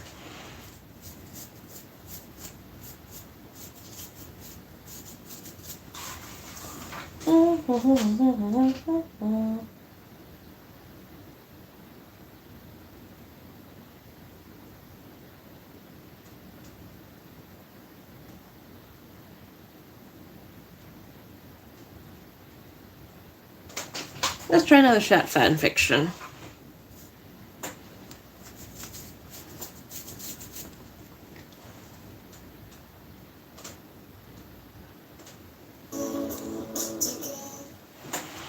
Hello and welcome to Dawn Chorus Writes, a writer's ladybug fanfiction and audio fiction. This is a special one-shot written by Sheikah, narrated by Dawn myself. Hello, and it is for Marishat Monday, and it's called Warrior Princess. So I hope you enjoy it. Make sure you go and send Sheikah loads of love for writing it. All her information is down below. Massive shout out and thank you to Crusante for the use of her stunning, beautiful picture for the thumbnail. All her information is down below. Make sure you go and send her some love. Send me some love by smashing that like button. Comment down below what you think of it, and make sure you subscribe so you do not miss out on future one-shots like this and series that are happening and future projects to come. And I hope you enjoy. I'm getting triggered by tryptophobia. Warrior Princess. I made the damn thing. Every Akuma, ladybug, and cat noir had faced. This was definitely the worst. Sting was something out of a nightmare. A scorpion body the size of a car, with a male human torso where the head should be, and a stinger the length of her arm that left people either slashed and bleeding, or paralyzed by his toxin. What does Shadow Moth think he is doing? It looks like he emerged and blew with a mug. Sting is trashing the city and actually killing people? Ladybug raged as she ducked through an alley and down a quiet back street to be transformed behind a dumpster and then charged ticket with a cookie. Has Shadow Moth lost what little common decency he had?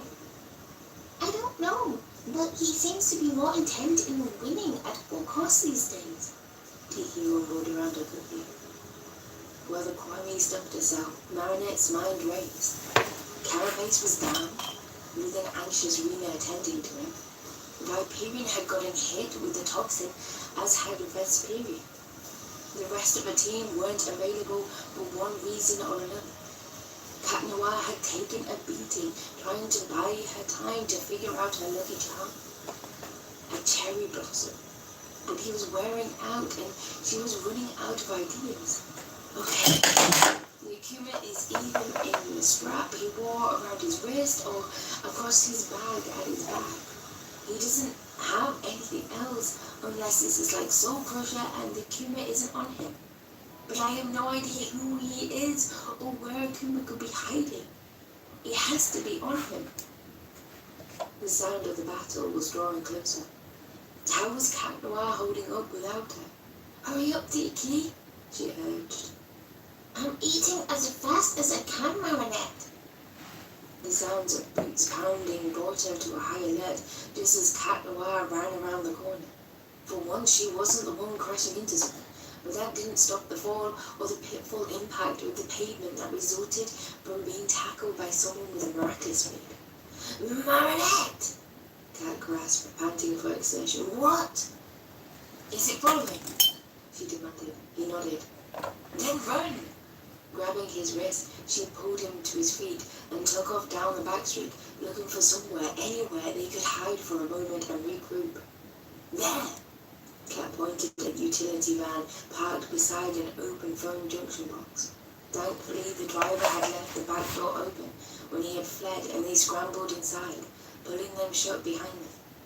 They sat huddled in the dark, cramped space, listening for the sound of the pursuit. After a few anxious moments, Marinette sighed in relief and turned towards the door. I guess the words were barely out of her mouth when Cat grasped her hand over her lips and pulled her back against his chest. Stop! Listen! He hissed, and she froze, feeling his heart pounding hard against her back. Over the sound of her own pulse, she heard an ominous clattering sound like a wave of stones rolling and bouncing down the road.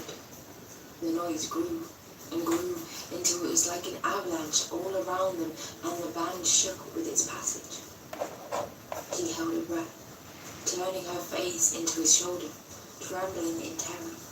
She hadn't felt this vulnerable during a Akuma attack since her first date as Ladybug. Cat held her tightly, giving her all the comfort that a tight embrace could afford. The horrible sound started and stopped several times, but then faded into the distance. She waited until Cat's hand over her mouth dropped before she spoke. Are you okay? They both asked at the same time. She nodded. I thought we had cleared all the civilians from the area, Cat whispered worriedly. What are you doing here, Marinette? I was out and got caught in the middle of this when it started. Ladybug found me and told me to hide behind the dumpster. Sorry, she didn't have time to tell me and I thought this street was clear. I didn't mean to lead it to you. He looked so guilty and worried about her that she put her hand on his shoulder to reassure him. He hissed in pain and twitched away from her. Her eyes opened wide as she saw the blood that stained her fingers. His arm was hanging stiffly at his side. Cat, are you hurt? How? Can you use the arm? It's nothing, princess. Don't worry about me. She leveled a stone at him and he swallowed, looking away. Marinette, let me see your hand, she said, taking off her jacket. What? Your hand, she demanded.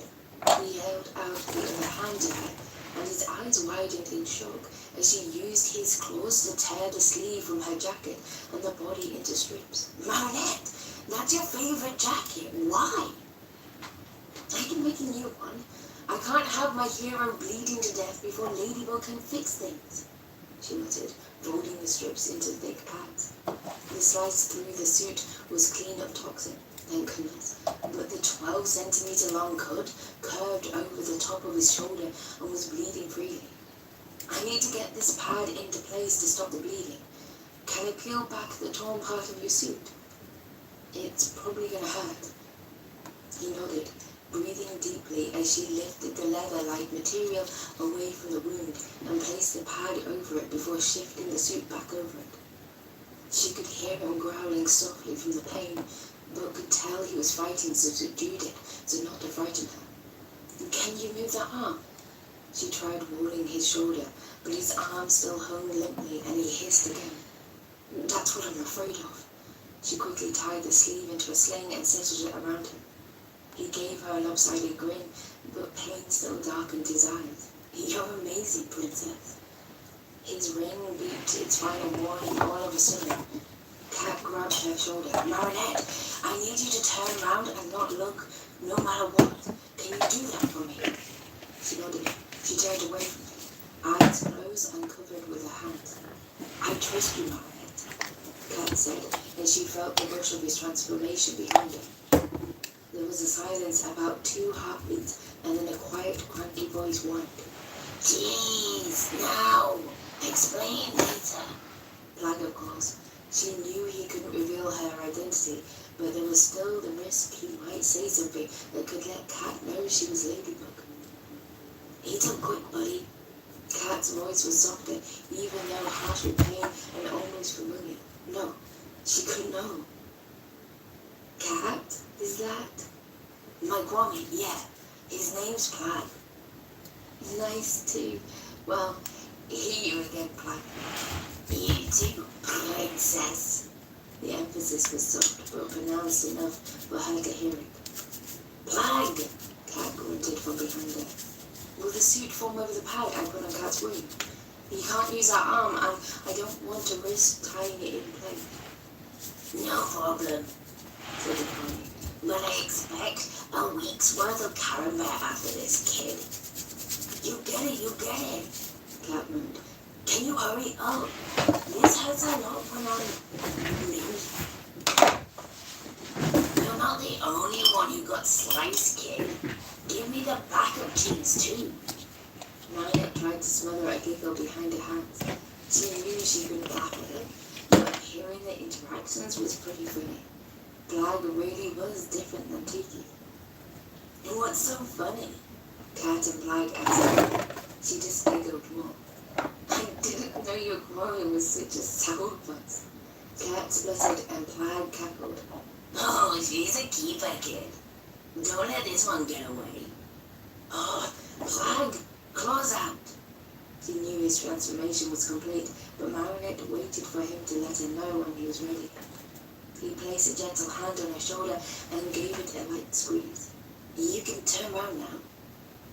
She slowly pulled her hand away from her face and placed it over her shoulder. His vivid green eyes smiled at her from behind a black mask once more. She let out a breath she never knew she was holding as she turned around. Kat, what are we gonna do now?"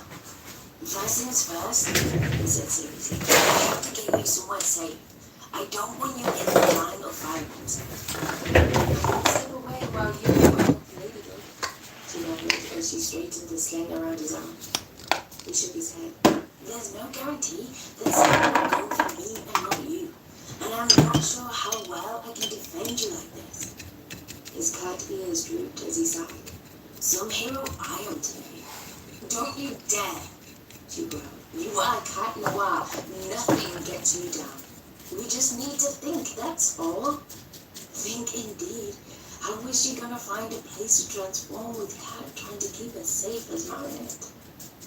Wait, hadn't the Lucky Charm been a sprig of cherry blossom? She looked down at her shirt, her traditional cherry blossom motif barely visible in the dim light. Could that mean it was supposed to Marinette that saved the day, not Ladybug? But if she was going to pull this off, she would need Cat's help, and she would have to be careful she didn't let anything slip. Cat, is it possible that people other than you and Ladybug can use your staff? Yes. Why? What are you thinking, Princess? My mom taught me how to use a booster. I'm not as good as you are, of course, but I can fight with it if I need to. And from what I saw before, Ladybug dropped me off. That thing is a giant scorpion, right? The joints are the weak spot, as they are the narrowest. Cat stared at it in shock. Are you suggesting I let you challenge that thing with nothing but my staff to protect you? No way! I can't let anything happen to you, Marinette. You're not multi-mouse right now, you know. She rolled her eyes and grinned at him. What? Is the cat afraid to let the mouse save the day? Or just that I'll steal Plag's cheese? He snorted. No, but you don't have a suit, Marinette. Hawkmoth will see your face. You could be killed or taken hostage. Take it from one who knows. Well, let's just hope Ladybug has enough luck for all of us today, 'cause I don't think you have much of a choice at present. He glowered at her with his panda eyes. Marinette Dubanjang, there is no way I'm... The clattering sound alerted them that Sting was coming back. The noise grew closer and louder until the van shook. Then everything suddenly went silent. She shivered in terror, and Cat wrapped his free arm around her in comfort. 1 minute passed, then 2. After 5 minutes, she started to wonder if the Akuma was gone. She eased herself into a different position and accidentally jostled an open toolbox on the shelf next to her. It crashed to the floor, making the insides of the van ring like a bell. Cat thrust his weapon into her hand. Get ready to...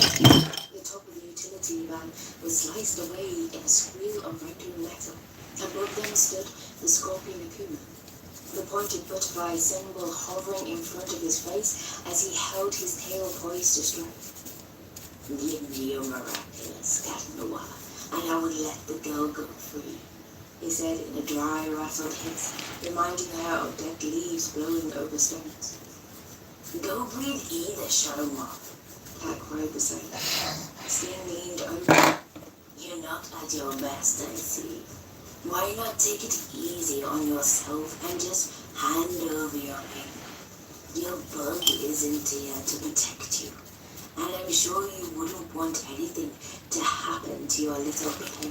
Don't call me little, she snarled, activating Cat's staff and extending it straight into Sting's square door, knocking him backwards. Run! Cat yelled, pushing her towards the door before leaping through the hole in the roof. She burst through the doors, running as fast as her legs could carry her. Tiki came out of her purse and flew at her side. You need to transform, Marinette. She called. Actually, I'm not sure I do, she replied. The Lucky Charm was a cherry blossom, remember? That is Marinette's signature. I put it on almost everything I make. I think the Lucky Charm was telling me that Marinette is needed this time, not Ladybug. But how are you going to capture the Akuma? I'll improvise.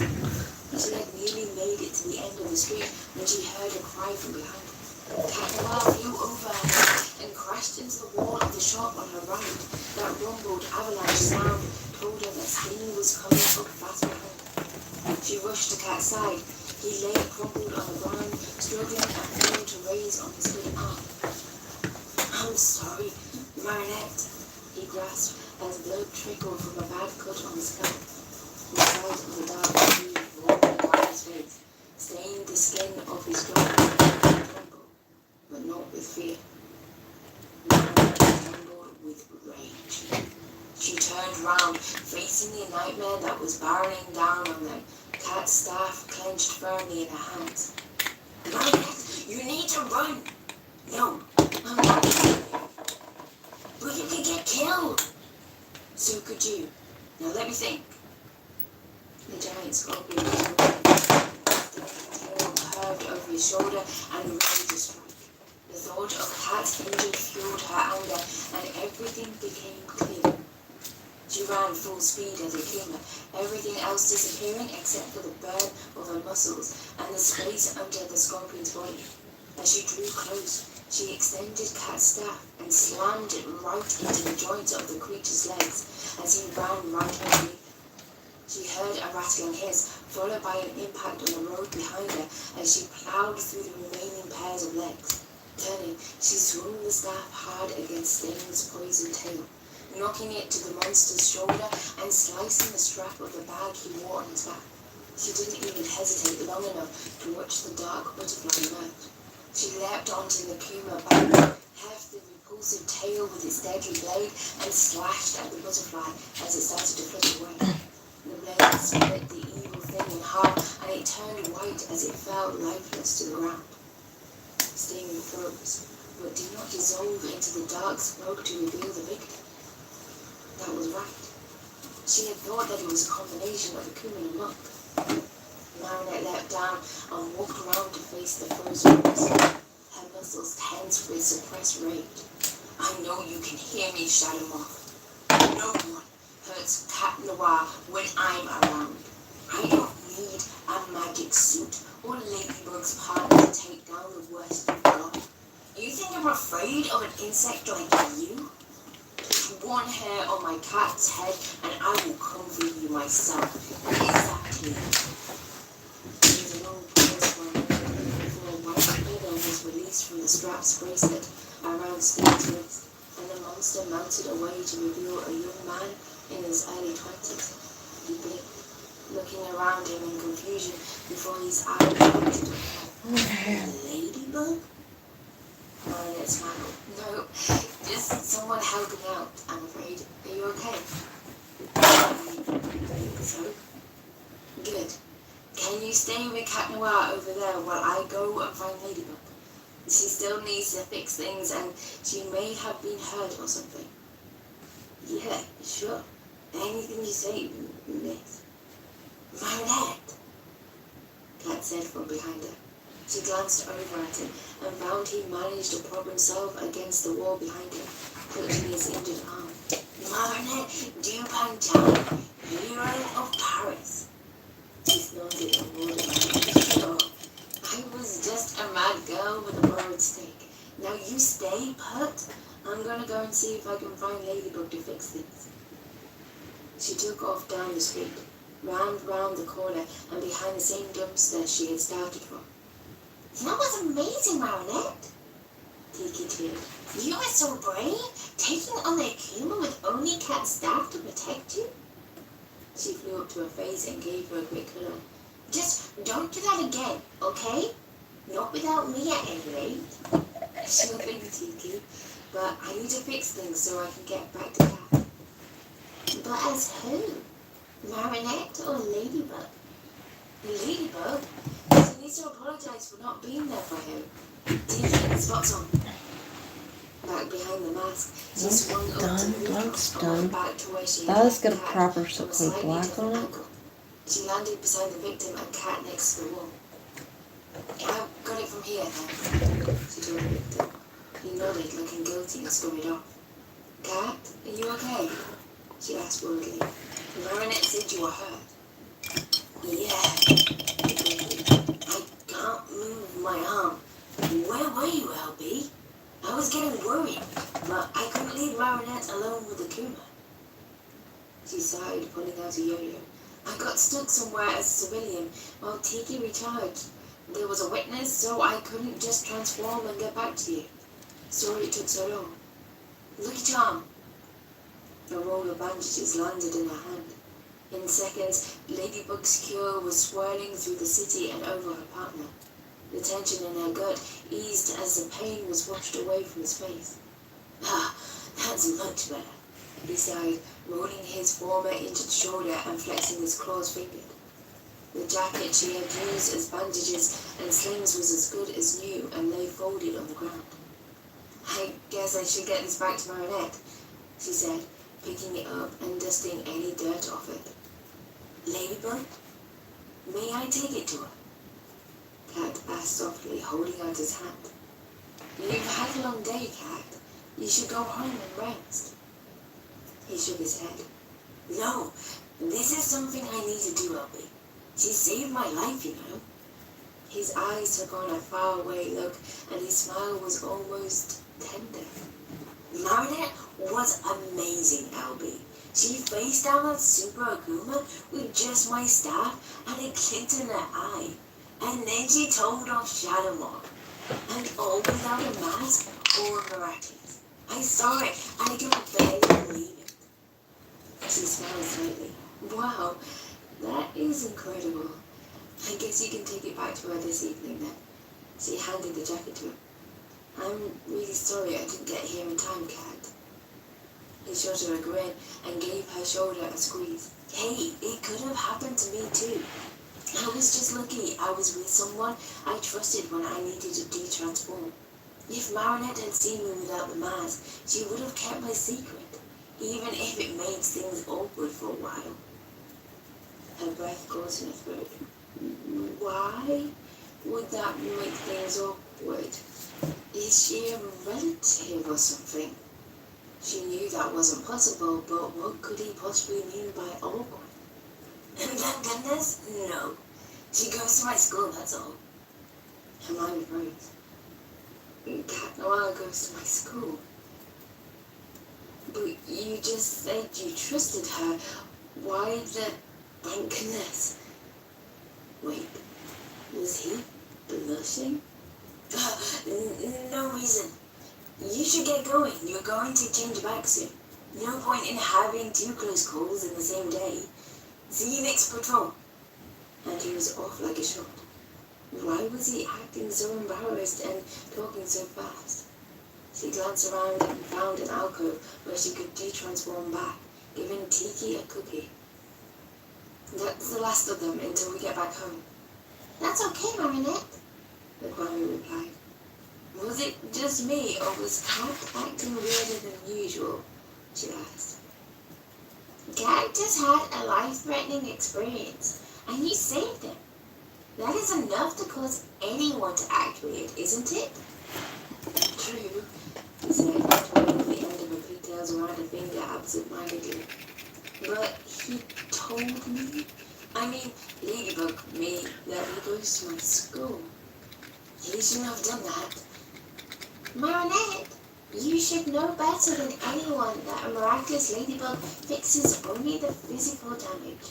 The emotional scars still have to be healed and dealt with. He's probably just overwhelmed and didn't think that would be a big of a clue.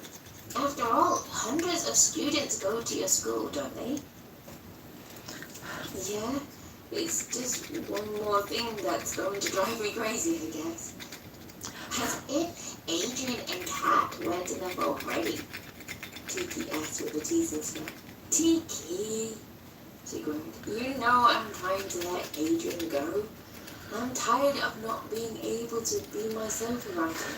I've always put too much pressure on myself over him, you know that. Yes, and what about Cat?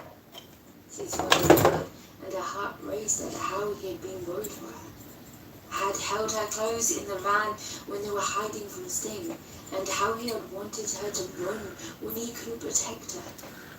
She hadn't thought about it at the time, but it had felt good to be close to him, wrapped in the scent of sandalwood and leather. It would make things complicated, especially now when Shadow Moth is creating these super Akumas. Oh, I don't know, Tiki. I'm almost 17. You'd think I would have figured this out by now. Having finished her cookie, Tiki flew up to nuzzle her cheek. It's okay, Marinette. You deserve to be happy too. Despite all the worry and fear, love is a powerful force too. After all, being Ladybug does not mean you are destined to be alone. Thanks, Tiki. Let's take the quick way home, shall we? Spots on. A few minutes of the breeze running through her hair helped clear her mind on the way home. She stopped a few blocks away and de-transformed, knowing it was likely the Cat was already there. Sure enough, she could see him skulking on her balcony as she approached. She checked in with her parents before heading up to her room. She climbed the stairs to her loft bed and then out onto her balcony. Hey, Princess, Cat said softly. Even his eyes were smiling. Hi, Cat, she said, rubbing her forearms in the brisk breeze. You're sure lucky you got to take the express. Definitely one of the perks of being a hero. You never have to take the bus, he quipped, though it didn't seem like his heart was in it this time. He looked distracted. Oh, you're shivering. I brought your jacket back. Good as new thanks to dozens of tiny little buck tailors. Thanks. She took it from him and slipped it on. How was your shoulder? He flexed his arm for her, like he had the first time he had talked to her as Marinette, though he had grown and filled out a lot since then. She chuckled and shook her head. Silly cat, she murmured, stepping forward to stand next to him at the railing. You had me worried, you know. He rested his hand on the railing next to hers and sighed. Part of the hero business, I'm afraid. They stood side by side, looking out as dusk fell over the city. The gathering darkness shrouded them from view, but Marinette didn't turn on the string of fairy lights that normally lit the balcony at night. She felt safer with her feelings hidden in the dark. Then, after a long silence, You saved my life today, Marinette. His voice was low and impossible soft, as if he was caressing her name, and it made her shiver despite her jacket. I just did what you do every day, she stammered, refusing to look at him. A gentle clawed hand turned her head, and all she could see were green, glowing eyes that smiled at her in the dark. No, you didn't, he whispered. You trusted me enough to let me de-transform and not feel scared. And I knew I could trust you not to look if I asked you to. The hand that had turned her brushed against her face tenderly. You sacrificed your favorite jacket to find my wound. You faced down that Akuma monster with only my staff to protect you. You challenged Shadow and gave him a right to be out. He chuckled. His thumb. It's time to meet Shoppers Drug Mart's 2023 top picks. His thumb caressed her cheek, and she swallowed hard. I always knew my prince.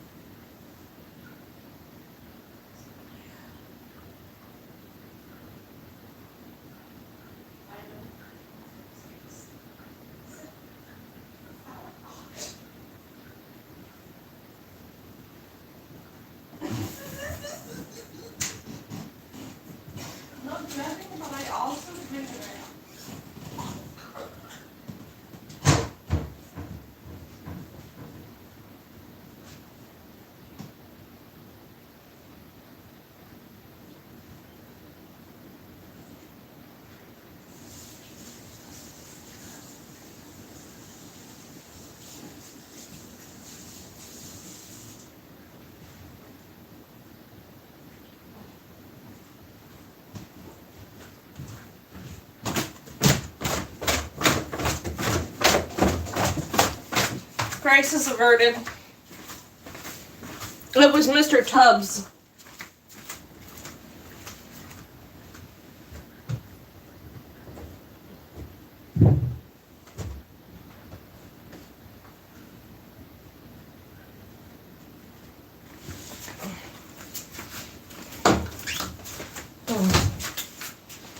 Bigger skull. You're too breakable.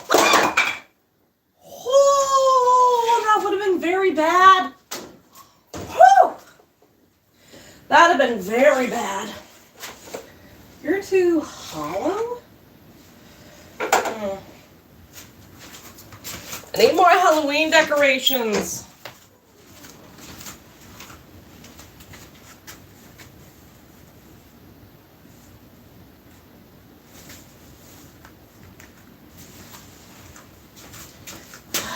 I know what I want to do, but I can't. Ooh, I need an empty face. I know what I need. I know what I need.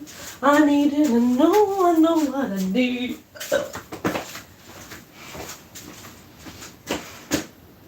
Whether I have it, I don't know.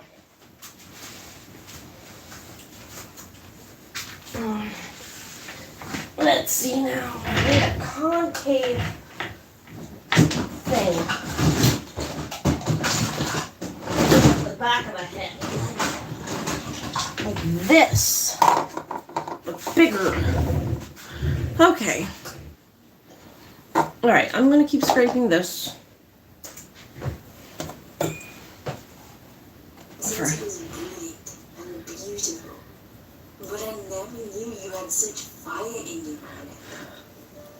She clutched the railing to keep her hands from shaking, but it didn't stop the hammering in her heart or the cloud of butterflies that took wings to her stomach. You rescued me so many times. I was just returning a favor. He cradled her face in both hands and stared into her eyes. My cat, he murmured. What? That's what you called me. You were screaming at Shadowmoth, and you said, "Touch one hair on my cat's head, and I will come for you myself." Her cheeks were burning. He was so close. Oh, his eyes. There was something in his gaze aside from the gentle glow, but she was afraid to think about it too much, lest the spiral down into confusion. I didn't mean Shh, he soothed. I never belonged to anyone before. Not really. I used to hope that Ladybug would love me, but I gave up on that dream a while ago. He pressed his forehead against hers, their nose brushing. Do you know why I wear a bell, Princess? No! She winced as her voice came out in a squeak, but he didn't seem to notice. A cat only needs a bell if he's lost, he whispered, his breath tickling her skin. But once he finds someone to take him in, to care about him, to love, then he isn't lost anymore. Cat, your cat, he purred, pulling her in an inch or two closer. That is, if you meant it. I don't know what I would do if anything had happened to you, she whispered from her throat gone dry, tears burning her eyes. I was so afraid for you today, Margaret, he breathed, running gentle fingers along her face. I've already lost so much, and in a way, I've lost Ladybug too. Or at least the dream I had of her for so long. But you have always been so real to me, Princess. If I lost you, it would break me. Those soft, faltering words trickled into her like the tears that trickled from her eyes. I love you, Cat Noir. I love you, Cat Noir, she whispered, twisting her fingers together between them. I have for a while. What do you think? I have been trying. Got it. Finally got the black where I needed it. I still need to go out with yellow, so I probably shouldn't have scraped the eyes off yet, but... Kind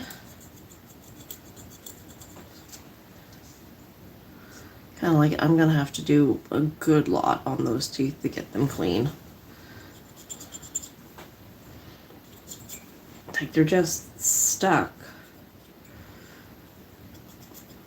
Sadly, the dentist wouldn't let me have the scrubby dental tool brush. She just let me have the scraper. So, it's a pain in the ass, but I'll get her done. You dry enough yet for yellow? I think you are. Okay. Yellow's next. Yeah. To let someone go too. I have for a while, but I have been trying to let someone go too. It hurts, I know. And Where's the brush? Like that, I mean, who can see you as anything but a princess? He asked indignantly, then he laughed. I suppose I should count myself lucky that he didn't, otherwise he wouldn't be here with me. But I love you, Marinette. I have for a while, and I fought it off with everything I had, but he leaned in and gently brushed her lips with his, setting up. I'm gonna need a different yellow. That yellow isn't pigmented enough for what I need. I don't know if I have the right. I didn't need to do that. I just meant to shake out what was ever in there. There we go. Ooh, there we go. Yeah, that's what I need. Do. Are you still there? Nope, you're gone. That's okay.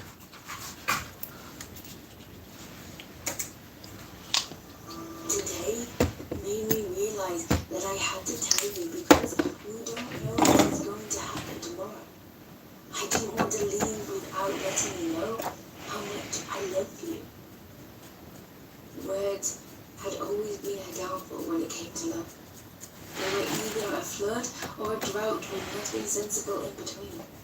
But she knew in that moment that the time for words and overthinking and worrying was gone, and she had made a choice. And she chose him. She reached up and touched his bell, making it sing out in the dark before wrapping her hand around it to pull him down. I don't want you lost anymore, my cat. She breathed and kissed him. His arms crept around her, pulling her closer until there wasn't any space between them. His purr vibrated against her, reaching into her chest until it felt like she was part of him. So, he whispered when they parted, who do I need to thank for this blindness? I don't want you making him miserable, Cat. He doesn't deserve it. He's still my friend, and I hope it will stay that way. He held up a hand and said, okay, princess. I won't do anything about it, even if the poor boy needs his eyes examined. Good. Besides, I think Bieber Grass would have an aneurysm if he so much as tousled Adrian's head, hero or not. Her giggle faded abruptly to a silence as she took in the shocked expression on Cat's face. He looked like he'd been slammed into a building by a coon. Marinette, are you telling me Adrian Grass, the model, you... She shook her head. It was never about him being a model. He's just so generous and honest and kind. God damn it. He's been there for me through some tough times, and he means the world to me, but... She shrugged. After 3 years in the friend zone, I figured it was time to move on. Cat seemed to be having trouble coming to grips with this. You and Adrian? Whoa. A friend's Cat, nothing more. He never saw me that way, remember? Besides, no matter how great he is still a person just like you and me. No need to freak out about it.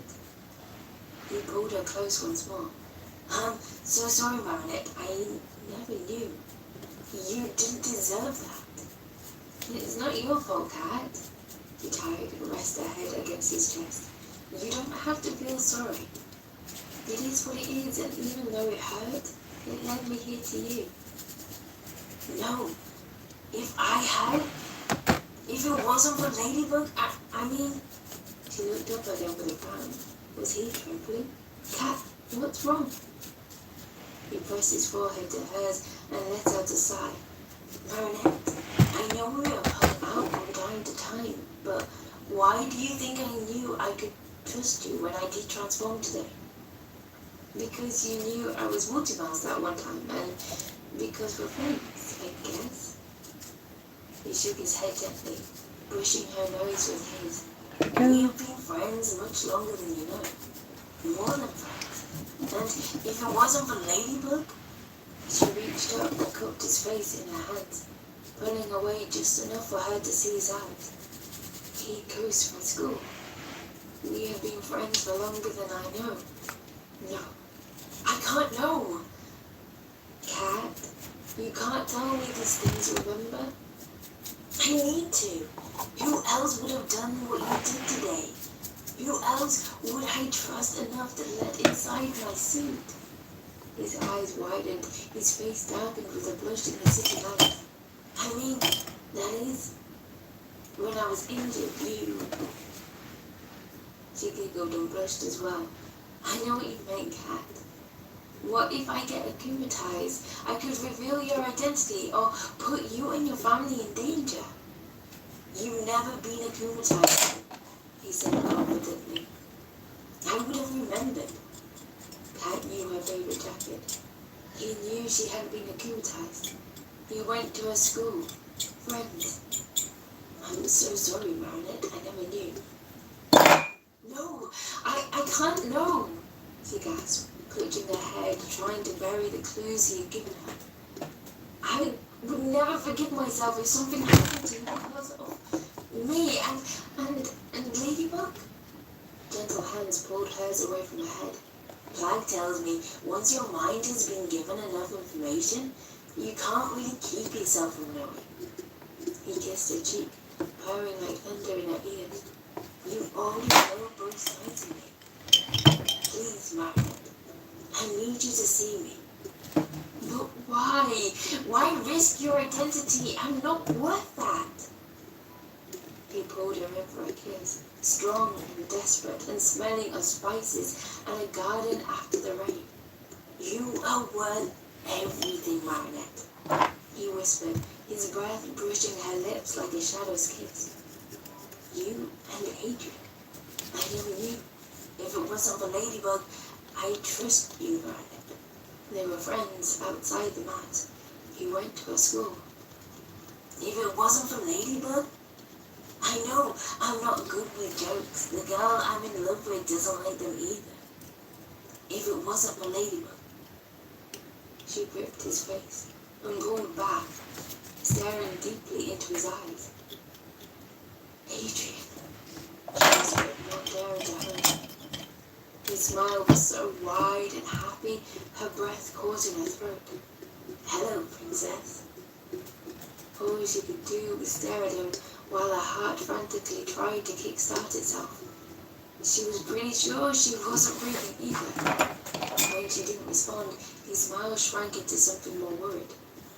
Marinette?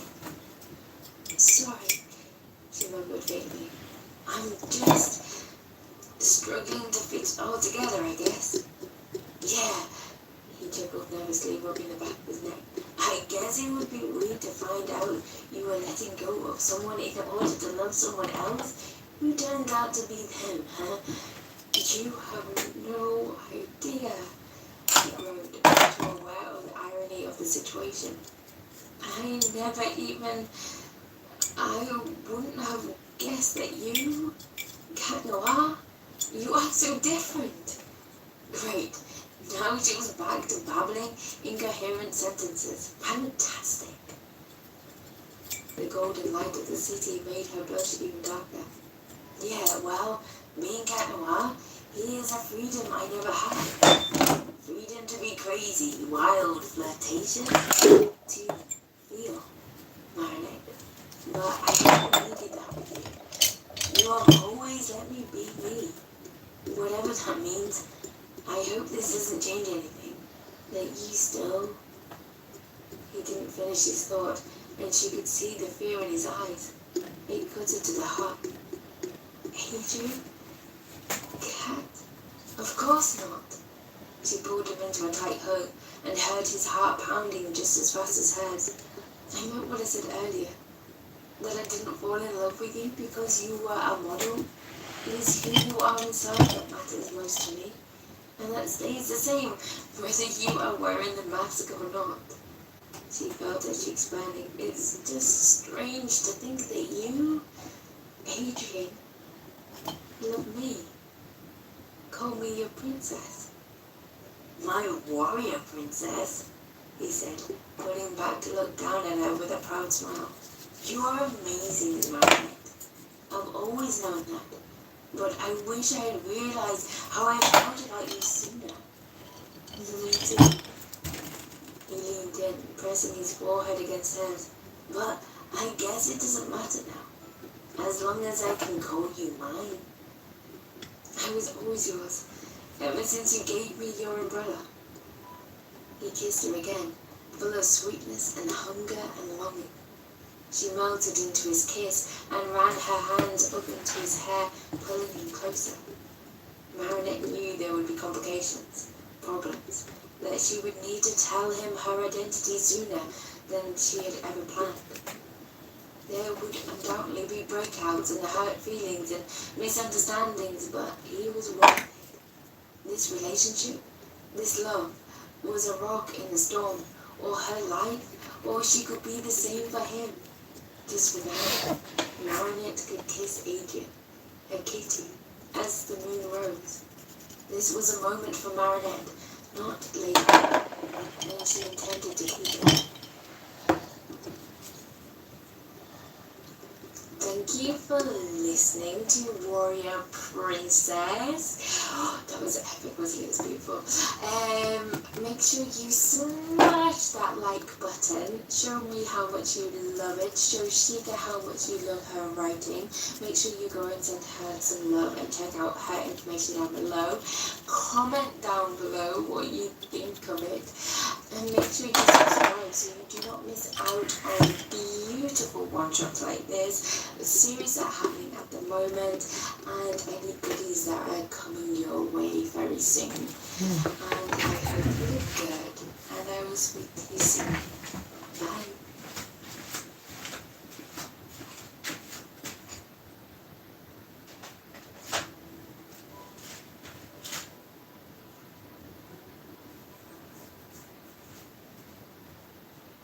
Thought I had a toothbrush here, but I don't see it.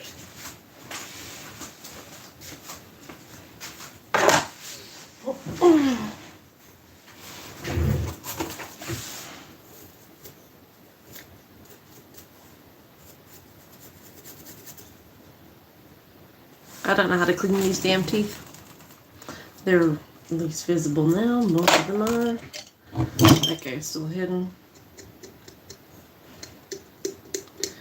It's not like I can add them after.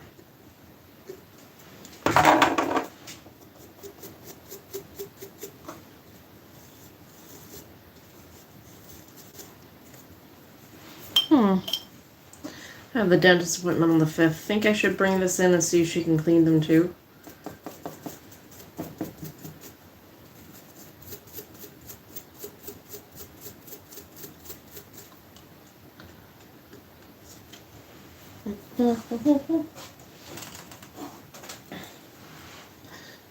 Shoot.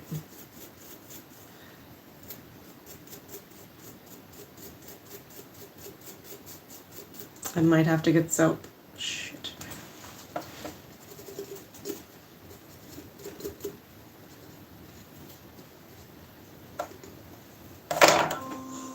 Hello and welcome to Dawn Chorus Writes, a miraculous ladybug, a fanfiction and audio fiction. This is the sequel to the amazing One Piece Warrior Princess called Damsel in Distress. So I hope you really enjoy it. It's written by Sheikah, narrated by Dawn, myself. Hello. So yeah, I hope you really enjoy it. It's an amazing sequel to it. Massive shout out to the same artist, Kusanti, who was in the previous thumbnail. So massive shout out to her and thank you very much for that beautiful artwork. All her information is listed down below. Make sure you go and send Shika some love for writing it. All her information is down below. Make sure you send me some love by smashing that like button. It really does help to boost the channel and the video. And make sure you comment down below because there will be a part 2 to this one. And make sure you subscribe so you do not miss out on other treats that are happening at the moment and other series and goodies as we celebrate the first year of Dawn Chorus Rites. So I hope you enjoy.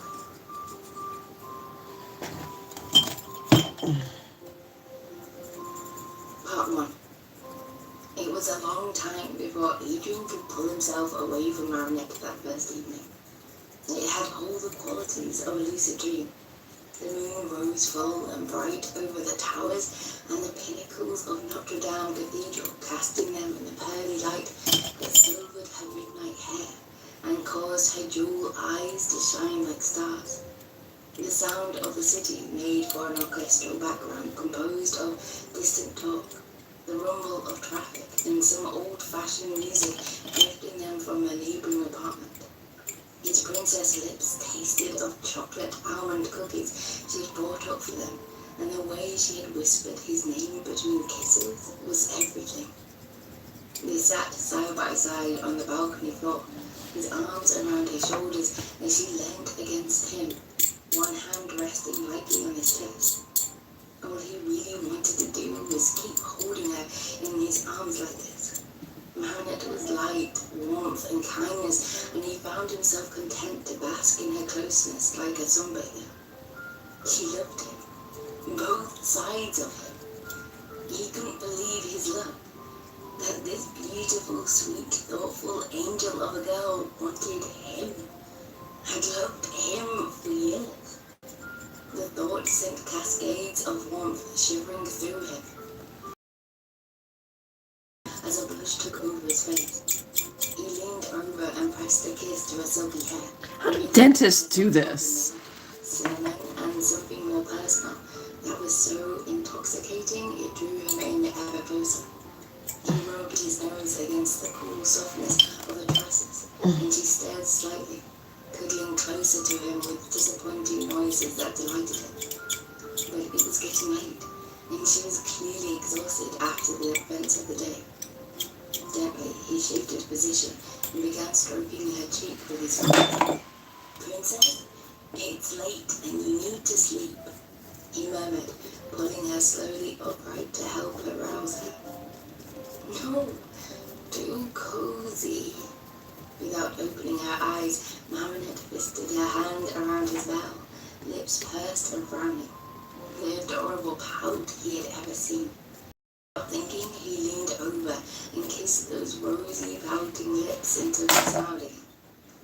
"Come on, love. You are the most beautiful woman in the world, but even you need your beauty sleep. I do too, or you wouldn't want to be seen with me at school tomorrow." He snorted and muffled his hair. "You're pretty enough for both of us, silly. But I guess I should go to bed. What are we gonna tell Nino and Aya?" "Oh boy, Aya's gonna flip, isn't she?" "She will insist on all the details." He pulled her tight against him, grinning as the sudden movement drew a squeak from her lips. So cute. "I could tell them that I was hurt yesterday during the humor attack and came to my senses. It would also have the benefit of being true, and they've been angling to get us together for years." You know about that?" The blush that bloomed across her cheeks stirred the feelings from before that had led him to confess to her in the first place. Warmth and a longing so intense it drove him to distraction. "Yeah?" he whispered, pressing a kiss to her cheek. "Nino has been bugging me about it for ages. Plank too, for that matter. I just never thought you would like me that way, and I feel so much Marinette. I couldn't lose you too. You aren't going to lose me, silly cat. She murmured, giving him a kiss on her own. I will always do my best to be here for you, Adrian. You have no idea how much that means to me, Marinette. To have someone I can trust and rely on in my civilian life? I mean, Ladybug says it's too dangerous for us to know each other's identities, and I understand why that's the case, but between marketing for my father and Moonlight... I think that's enough for tonight. So start, and I will see y'all another night.